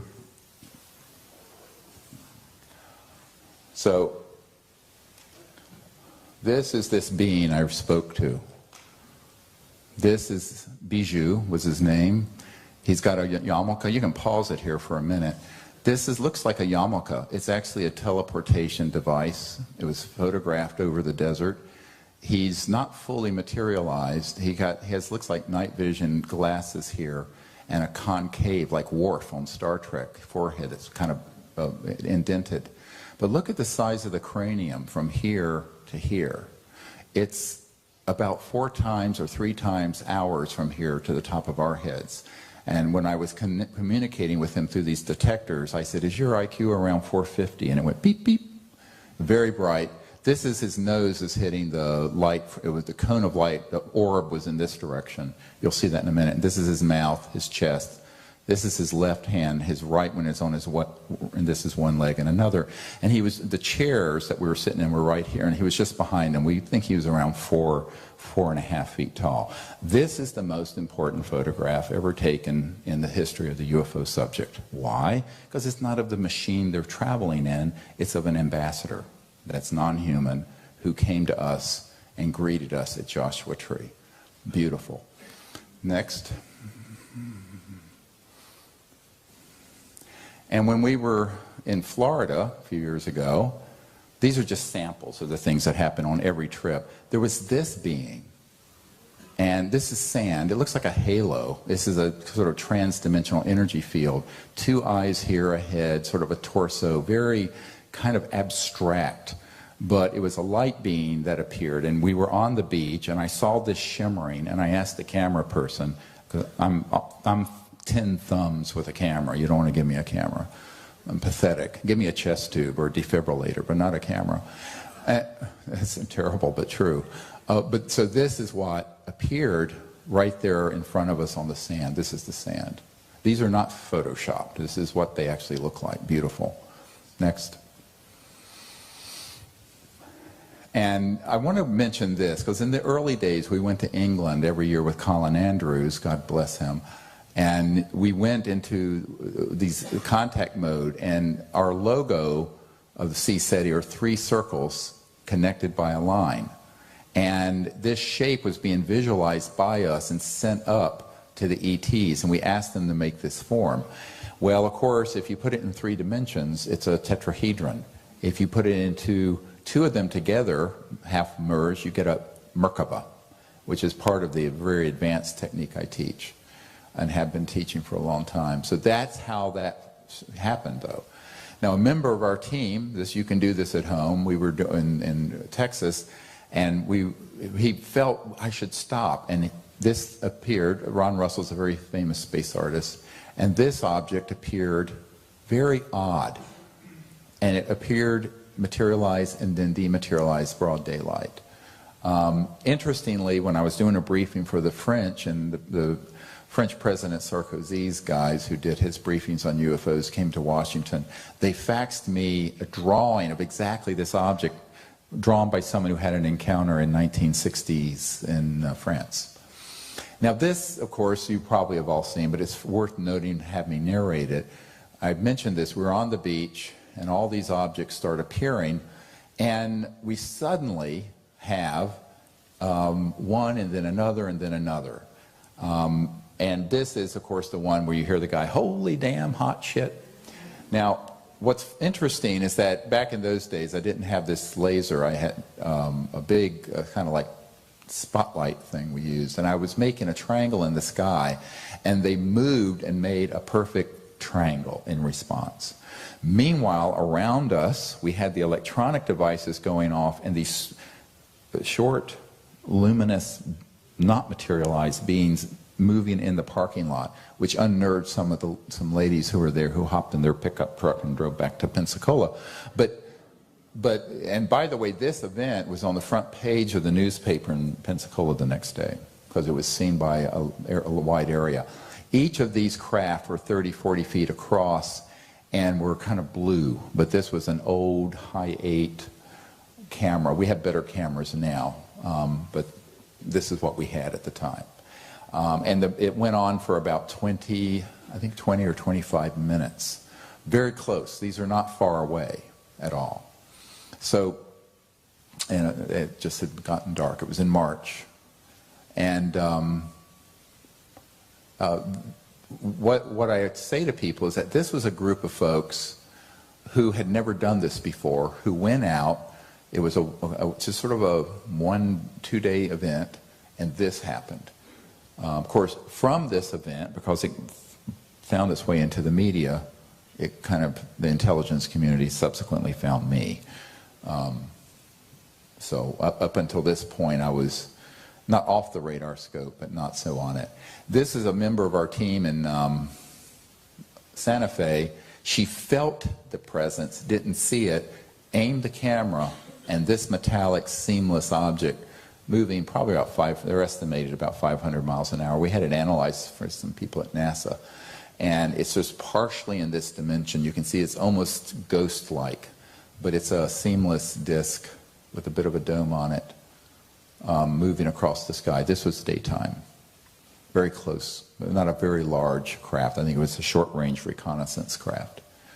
Now I love this one. These are just kind of put through here.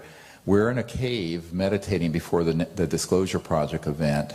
We're leaving, and I can feel this one ET that came to me the day that my close friend Sherry, who was murdered, helping me do this. You know, a bunch of us were supposed to die in the 90s. I was supposed to die. And this happened. What is this? Not an artifact. And then the spirit of Sherry was this wash of pink light, but this blue cobalt object appeared right above the cave where we were doing a meditation. And someone took the picture, and it was there. And this is partially in this dimension, but enough that it was quite beautiful. This particular being, I call kindness, because she's so kind and so sweet. Oh, this, you need to hear the tones of this. I don't know if you can turn the sound on. This is the one I was talking about at Mount... Yep.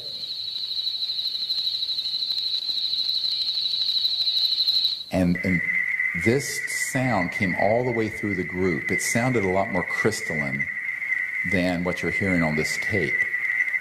This is also in the app, by the way. These tones are all on the app that you can get for your smartphones. And it was like a string of pearls, the way it moved through the group in terms of your visual.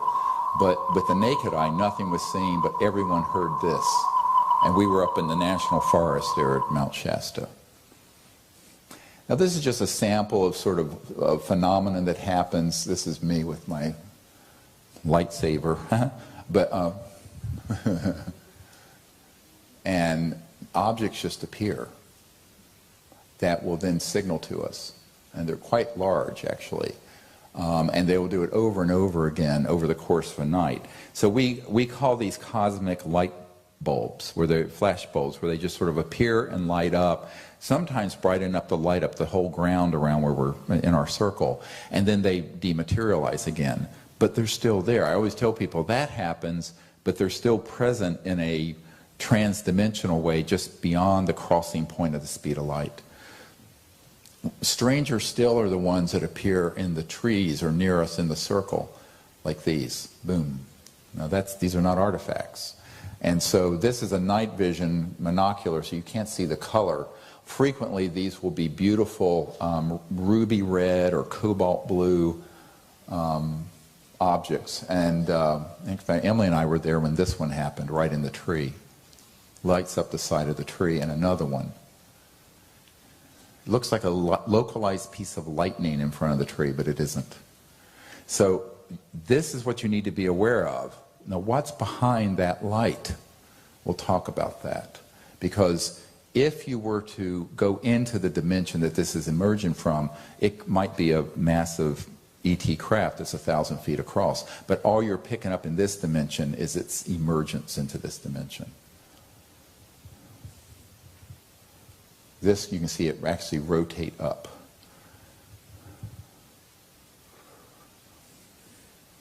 And then we have these objects. This looks like it's a satellite. It isn't. We go out with satellite charts, and this was at a time of night there were no satellites visible, and it gets very big and then moves over. Sometimes they'll stop and change directions. So these may be very high up in the sky, and then there'll be phenomena that's happening all around us like those other objects. And the main thing to understand is that if they're doing something like this, what they're really wanting you to do, it's like an invitation, come. Well, how are you going to come? We don't have a anti-gravity vehicle to go there. You go into consciousness and float up to them. You go to them. Does that make sense? Yeah. So here's another one. Often this spacecraft that I call the one that kindness is on, I call her that. She's an ET with a perfectly round head, like a round, and no hair and no outer ears, that I met in Sherry's apartment the night that Sherry passed away. And Sherry introduced me to her in the worlds of light and dreamtime. And every single time we've gone out since then, this ship has appeared. And it's classically blue to blue-white, diamond white object. Another one.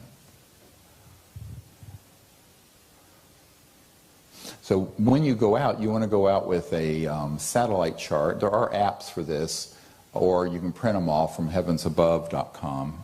And be sure that you rule out satellites, and particularly iridium satellites that can flare up. I've seen a lot of people, and they're mistaking it. Now they're confirming. These are the detectors when we were at Joshua Tree one year.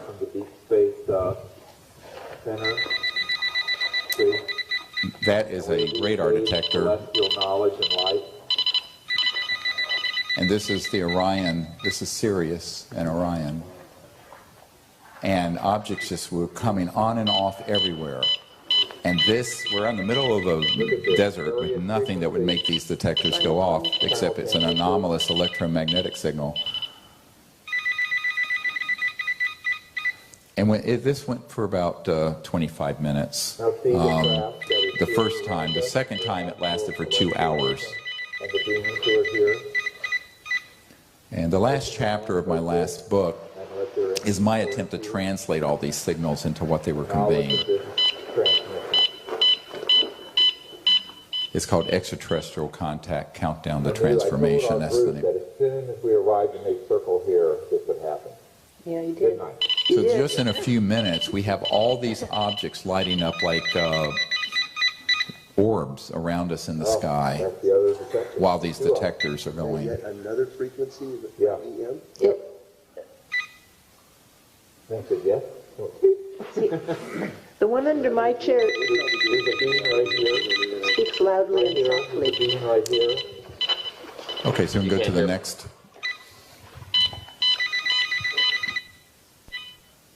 This is at the Outer Banks. We went there, and this is some of the most fascinating footage. What is this? Broad daylight. We're on an ocean front. We have our whole team. And this object we had seen go into the ocean the night before, and it looks partially in this dimension. It's very fuzzy. Many of you may have seen objects like this, but when you do the contrast for it, you'll see its shape. Here it is. And it was hovering over the ocean very close to the house. The night before, we saw an object that lit up, that materialized and dematerialized and then materialized, going at an angle into the ocean. Oh my God! That was great. Okay, watch again. We're at our site at Mount Shasta. An object in front of us lifts up right here. Yeah, it's a light ship, transdimensional. The camera guy was amazing that he could track it. He was following my laser. You'll see my laser come in. Here it is. And it dematerializes, but it's almost like inchworming halfway in this dimension. But prior to that, we'd been having a contact experience in our meditation from the beings on this ship. So this is lifting up right in front of the mountain at Mount Shasta. I do recommend you go there if you have the opportunity to practice these protocols. Now these are more of these images. This is just to give you an idea. There's the orb that appeared. This is not a planet. It's right here by the bush. And it creates a cone of light that illuminates all the blankets on the chairs. It was very cold. And there's this weird lit area here. That's this being that once you increase the brightness, you'll see what he looks like. Looks like an angel with the wings, but that's the trans-dimensional energy field. Makes you wonder if some people have seen ETs and thought they were angels.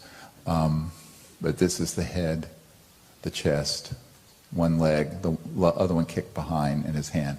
Very etheric, very just barely in this dimension, but enough that the camera got it. But we only saw the orb and heard the voices. Now there were several voices talking in the desert. Most people heard female. There was one male voice, which was this one. This is his chin, top of his head. This side is lit up. This is dark because the orb light energy source is to the left. Does that make sense?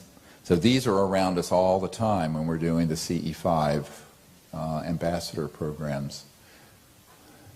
Okay, next.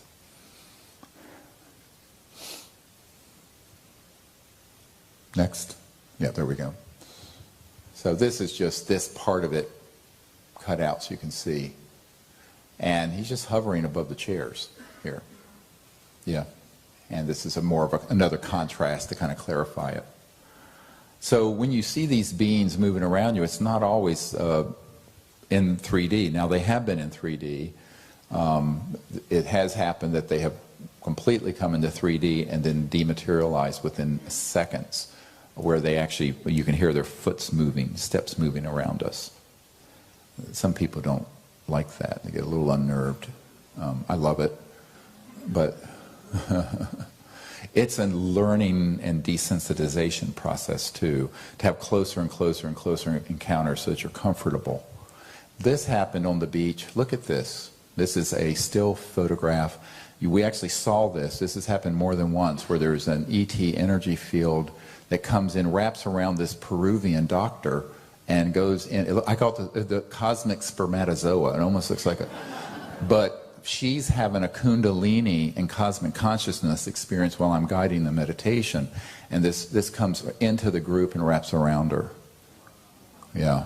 This happens all the time when we're sitting in meditation. But to get it on camera is really a virtuoso act of photography. Isn't that cool? Yeah. So Outer Banks is OBX. We're on the beach at National Seashore, and there's a highway. You'll see some headlights here. Hear the detector? Okay, so that starts happening, which we know is a signal they're about to arrive. And there's a ship that appears and dematerializes, rematerializes, and watch.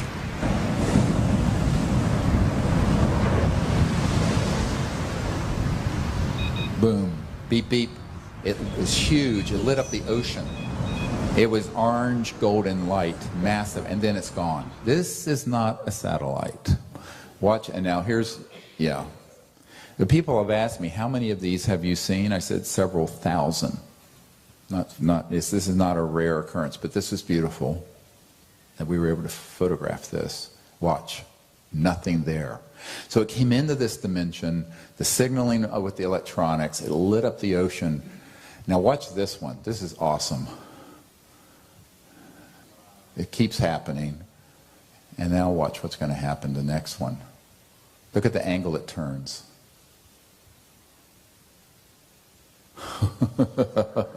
No, and then it signals to us in dematerial. Do you see the angle? All right, these are not satellites or aircraft. But then, what's on the beach with us, making all the tones? And then, you know, is it when they're dematerialized, but they're moving around us, and we'll be in meditation, and they'll touch us on our right shoulder or top of our head. Amazing kinds of contact happen that are very unusual and not what people think. But again, why should they do what Steven Spielberg puts in a movie? They're not limited by Hollywood, remember that. Now we're in the crop circles last couple years ago, and we're doing our protocols late at night. This is great night photography. This is very pitch dark, and I had just done a puja, which is a Sanskrit ceremony, and this weird thing floats in over the crop circle and lights up the puja table. This is a detector that's on the table, but this is not. And no one had a blue light out there. And transdimensional objects from ET craft that come in, and this happens very, very close to us. This is one where we're in a crop circle during the daytime. This is my finger. And no one can see this, but I feel it in my heart and my mind. You know how dogs kind of pick up everything? I'm like a big dog. So, and this thing, I could feel him, this ship over here. And I point, and the camera person was astute enough to photograph where I was pointing and got this orb. Broad, this daytime, it's not a nighttime photo. That was right outside the edge of the crop circle field.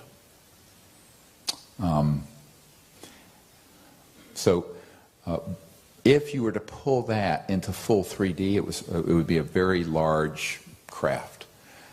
I always tell the story of in Belgium there was a massive 800-foot diameter triangle that was fully materialized, but when it went away, what they left out of the report, the police report, it collapsed into an orb this size and then shot off into space, seen by all the military police, the gendarmes.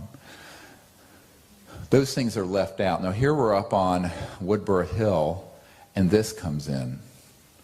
And it's this, it looks like the sun has risen, but it's over the field here. This is the east field where all the famous big, beautiful crop circles had appeared over the years. And this was a couple years ago. Magnificent. And you see people turning around trying to look at it. And sometimes it can come and light up so brightly that it lights up our circle like it's daytime. It almost looks like something mythical or mystical. But it's interstellar transdimensional manifestations. Now, we were training the French military to make contact, and this comes in. We're about to do the puja, the meditation, and that's me. And this weirdness happens. What is this? So everyone look, you see people looking, this thing flashed in with it almost looked like a multicolored purple thing, but the photograph of it was just this flattened disc-like thing hovering right over the field. Oh God, it's very bright. Look at that. Beautiful. These are the big ships really you hear about at Mount Shasta. It's like a star now. It's like one of these stars. Mm-hmm. Look how bright that is. So this is 14,200 feet high volcano. And out of these sheer size, we'll have these light ships come out. These emerge in and out of this, and it's in that sheer, you know, it's interesting they chose that area because that's so very steep. Yeah, you could never have a person there, you'd fall down. It's a glacier, and at one point we have 11 of these emerging out of the mountain interacting with us. You'll see a photo, and maybe in this series. I mean, we have thousands of these images, and we don't have all day here, but I'm just trying to give you the kind of things that happen on a routine basis when we're out doing the contact work. My sense is that this volcano is sort of like an interstellar base, just like Blanca Peak and up in Joshua Tree, where they come and go out of these sort of kind areas. Kind of crystalline caverns, and they're transdimensional ETs that have been in there for a long time. So watch this. This thing is right by the fence. We're at this farm. Mount Shasta's here. And this thing comes in and blips. It looks like someone's with a flashbulb camera, but there's nobody there. So now that seems very transient. And it is if you're only sticking with your 3D vision. But if you go into consciousness and see what was the source of that, you're going to then see what's actually hovering, shifted out of 3D. So you say, why don't they fully materialize and just come out and shake hands? Well, maybe it wouldn't be safe for them or us to do that. Look at the shape of this. It's beautiful.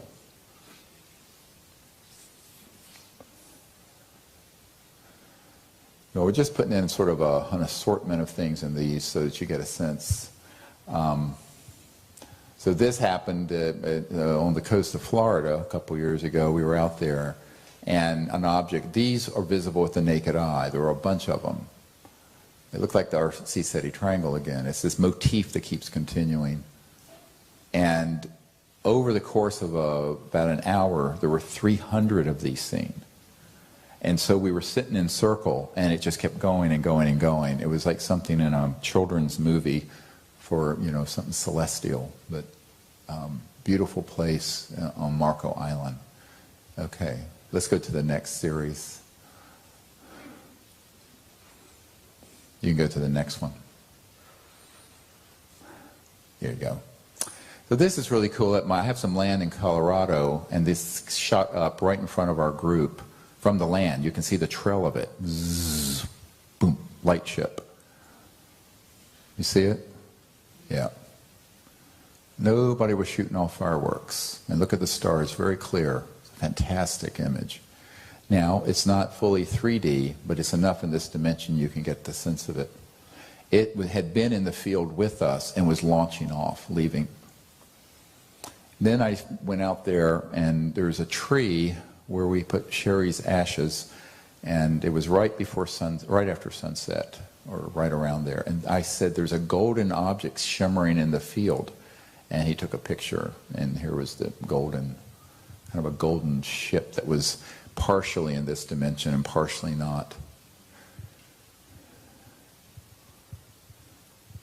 This is unbelievable. This is, we're standing there doing our contact protocols with our hands outstretched, welcoming them, and this appears in thin air. A point, then this, and a light going up. Not an artifact. So it comes into this dimension. Everyone sees this, by the way. Beautiful.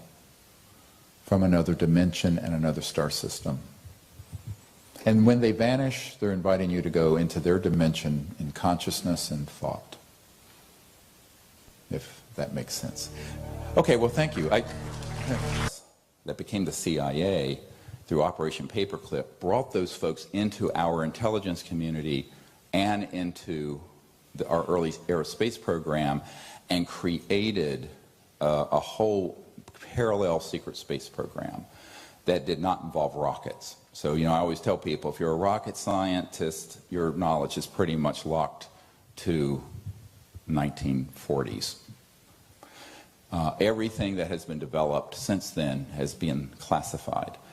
Now, because of this, maybe we can turn off cell phones, thank you. Because of this, there became, as Eisenhower warned, a vast military-industrial complex that was so classified that eventually he lost control of it. And no president since Eisenhower has had operational control over all of these compartments. Now, by the time 1989 came around, there had been probably 100 generations of exponential development of those technologies. And as Ben Rich said, and as I'm sure you saw in the film, Sirius reported at a meeting that Jan Harzan from IBM was at that meeting, he's now the head of MUFON, that we basically had the technologies to take ET home.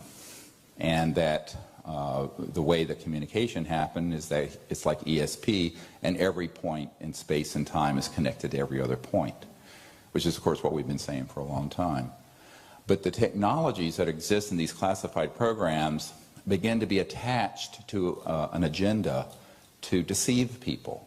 Because here's what someone said to me in the early 90s as I was preparing to brief the director of the CIA. You hide it in plain sight.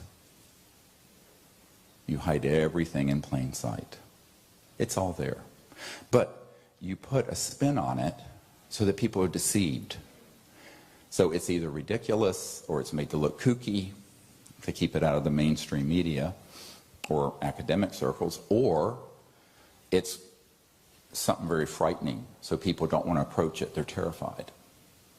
And the added benefit of scaring people is that then you lay the foundation for what Wernher von Braun warned us about on his deathbed, that there was an agenda to stage an alien attack on Earth for the purpose of expanding the control of this military-industrial junta that is the biggest industry on the planet today, and seize more and more control through a false flag type operation like the Gulf of Tonkin in Vietnam, which, as you know, expanded the Vietnam War exponentially when we sort of hoaxed and stage the attack on our vessels in the Gulf of Tonkin and Vietnam.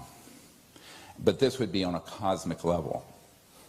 So beginning in the 50s and 60s, a plan was created to have events happen.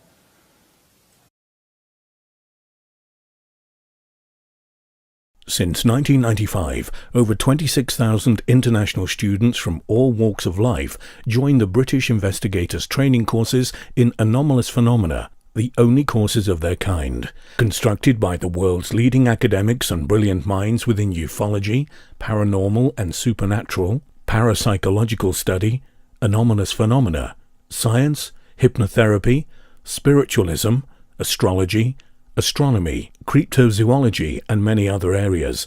Our certified self-study courses will teach you how to assess, analyze, engage, formulate, document, and be cognizant of all types of phenomena, suitable for light workers and starseeds, curious personalities and inquisitive minds, skeptics alike and truth seekers. For more information, please visit www.stellaruniversity.com.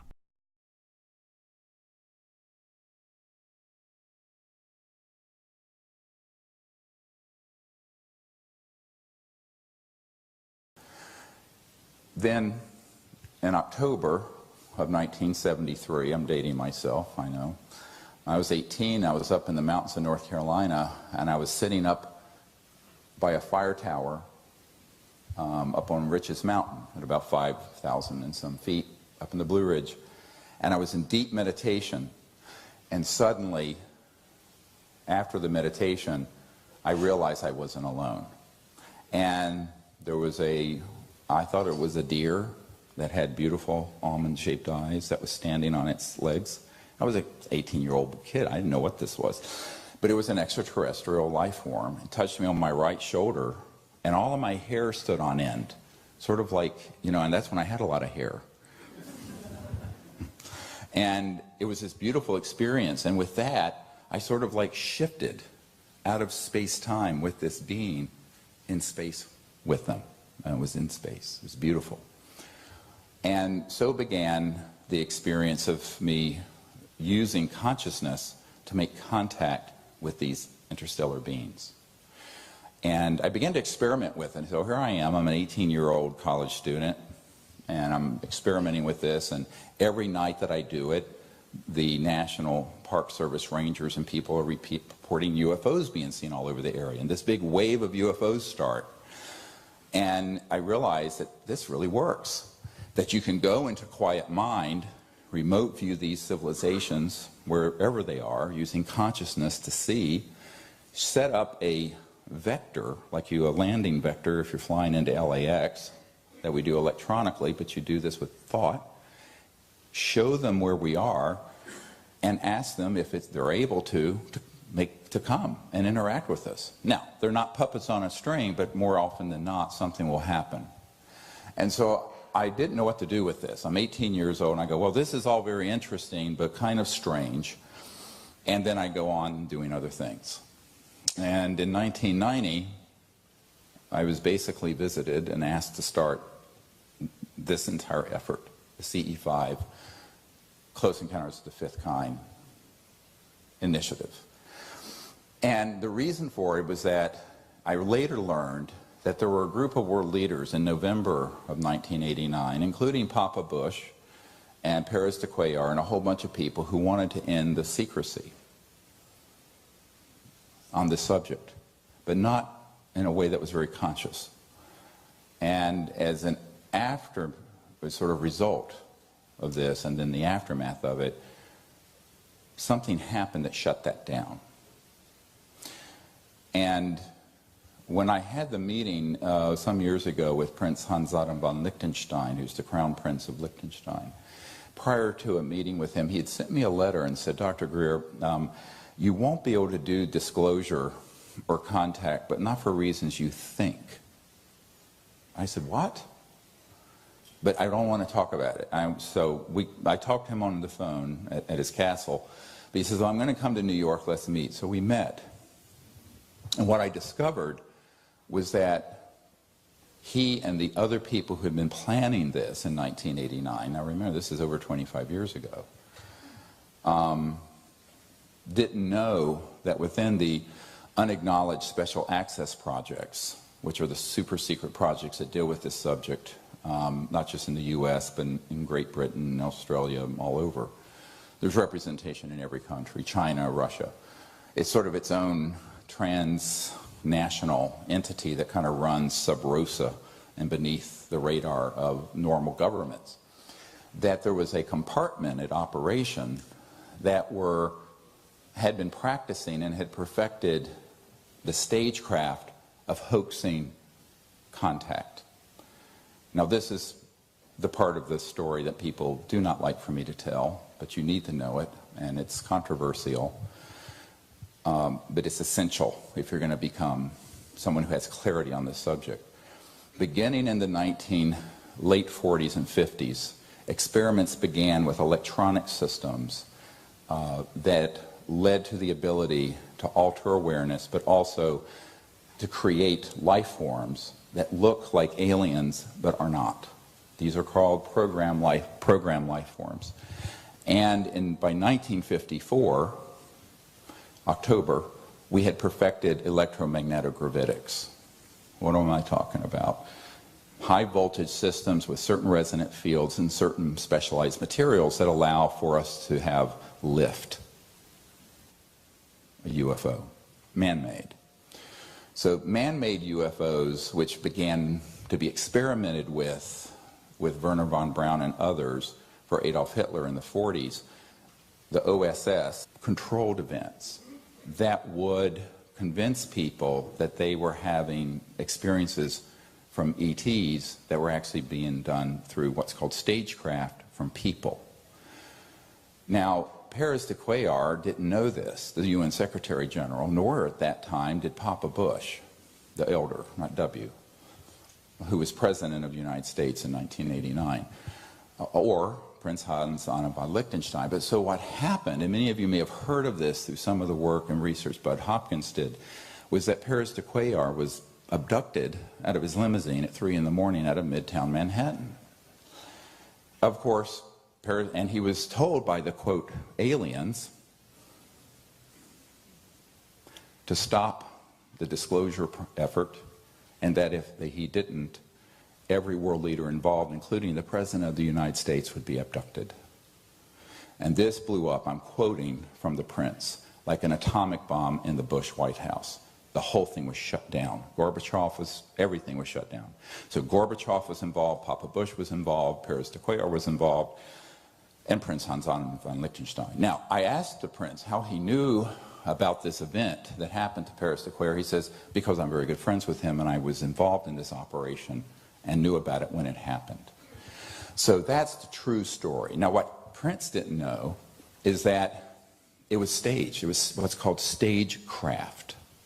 And I have a document from the 90s from the SSI, an organization that deals with Strategic Studies Institute is what it's called.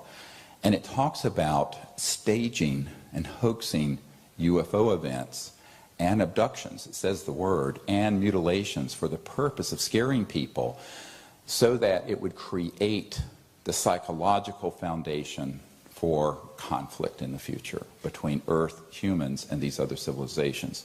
Now, I know this sounds terribly Machiavellian, and it is, but you have to consider, as a Pentagon person told me once, God help us that peace would break out. Because, well, I mean, you know, we're spending almost $1 trillion a year in the United States on military, homeland security, intelligence, et cetera, and so on. So you've got to keep some fires burning. So the whole global terrorism thing that's been manipulated to allow to get out of control, frankly, is to keep that fire burning until they can hit the button on the false flag interstellar. And it would fool almost everyone on planet Earth unless we wake up. So it's like the song from the 1970s, The Who, we won't be fooled again. Well, I think we were fooled again. 9/11 happened and we invaded Iraq. What a disaster. Now we have ISIS. So it's time for childhood's end here. And I'm going into this stuff not to kind of like scare people or be controversial, but I think that you need to know the truth about these things before we go on to what it means to become an ambassador to these civilizations. Otherwise, you're going to be taking all manner of baggage into your contact effort when you're out under the stars with your friends. So let's jettison the baggage and the disinfo packet, the disinformation packet, so that we get clarity on what this is. I don't speak of these things just to sort of put down any other person's research. I think most people are trying to report out what they're finding, but they don't know what the originating source of the finding is. For example, they don't know that EG&G and prior to that Siemens were building the implants that were being put into the people being abducted. They think they're from an interstellar civilization, which they are not. So this information is very explosive. People hate it when I speak about it because people like to have someone to hate. Now let's talk about that. Why is it that humans always want to find someone that they can vent otherness onto? Well, for a long time, I grew up in the 50s and 60s in the South. It was black people. I still remember having black and white water fountains in the late 50s and early 60s in North Carolina, where my father worked at a Sears store. Shocking. Then we had to hate someone else, some other culture, some other religion, gay people, whatever it is. You make up somebody that you can vent all of your hatred on and feel that you're better than they are. And where does this come from? Where does this original sin, if there is one, it's this divisiveness, come from? Well, if you study chimpanzees and other primates, which I have done, what you find is that they do organize into troops and into war. And we are 98.5% identical to chimpanzees. So we have this proclivity that can be exploited by demagogues, whether it be religious demagogues, political demagogues, ufology demagogues, covert, majestic MJ-12, the group that was originally assembled to run the secret UFO programs, demagogues, to turn one people against another, or, like the movie Independence Day, turn an entire civilization against another civilization. Why? Because in that conflict and fear, they can amass more and more centralized power. It's all about control and power. So how do we, it's like that song from In Vogue, Free Your Mind, you know, it's like, you know, remember that song? You got to free your mind, honey, because here's the problem. If you pull all that into your paradigm, what you're going to do is simply replace one enemy for another. And that's what they have always wanted us to do. They've always had at the ready the next level of conflict, the next level of enemy. And the big one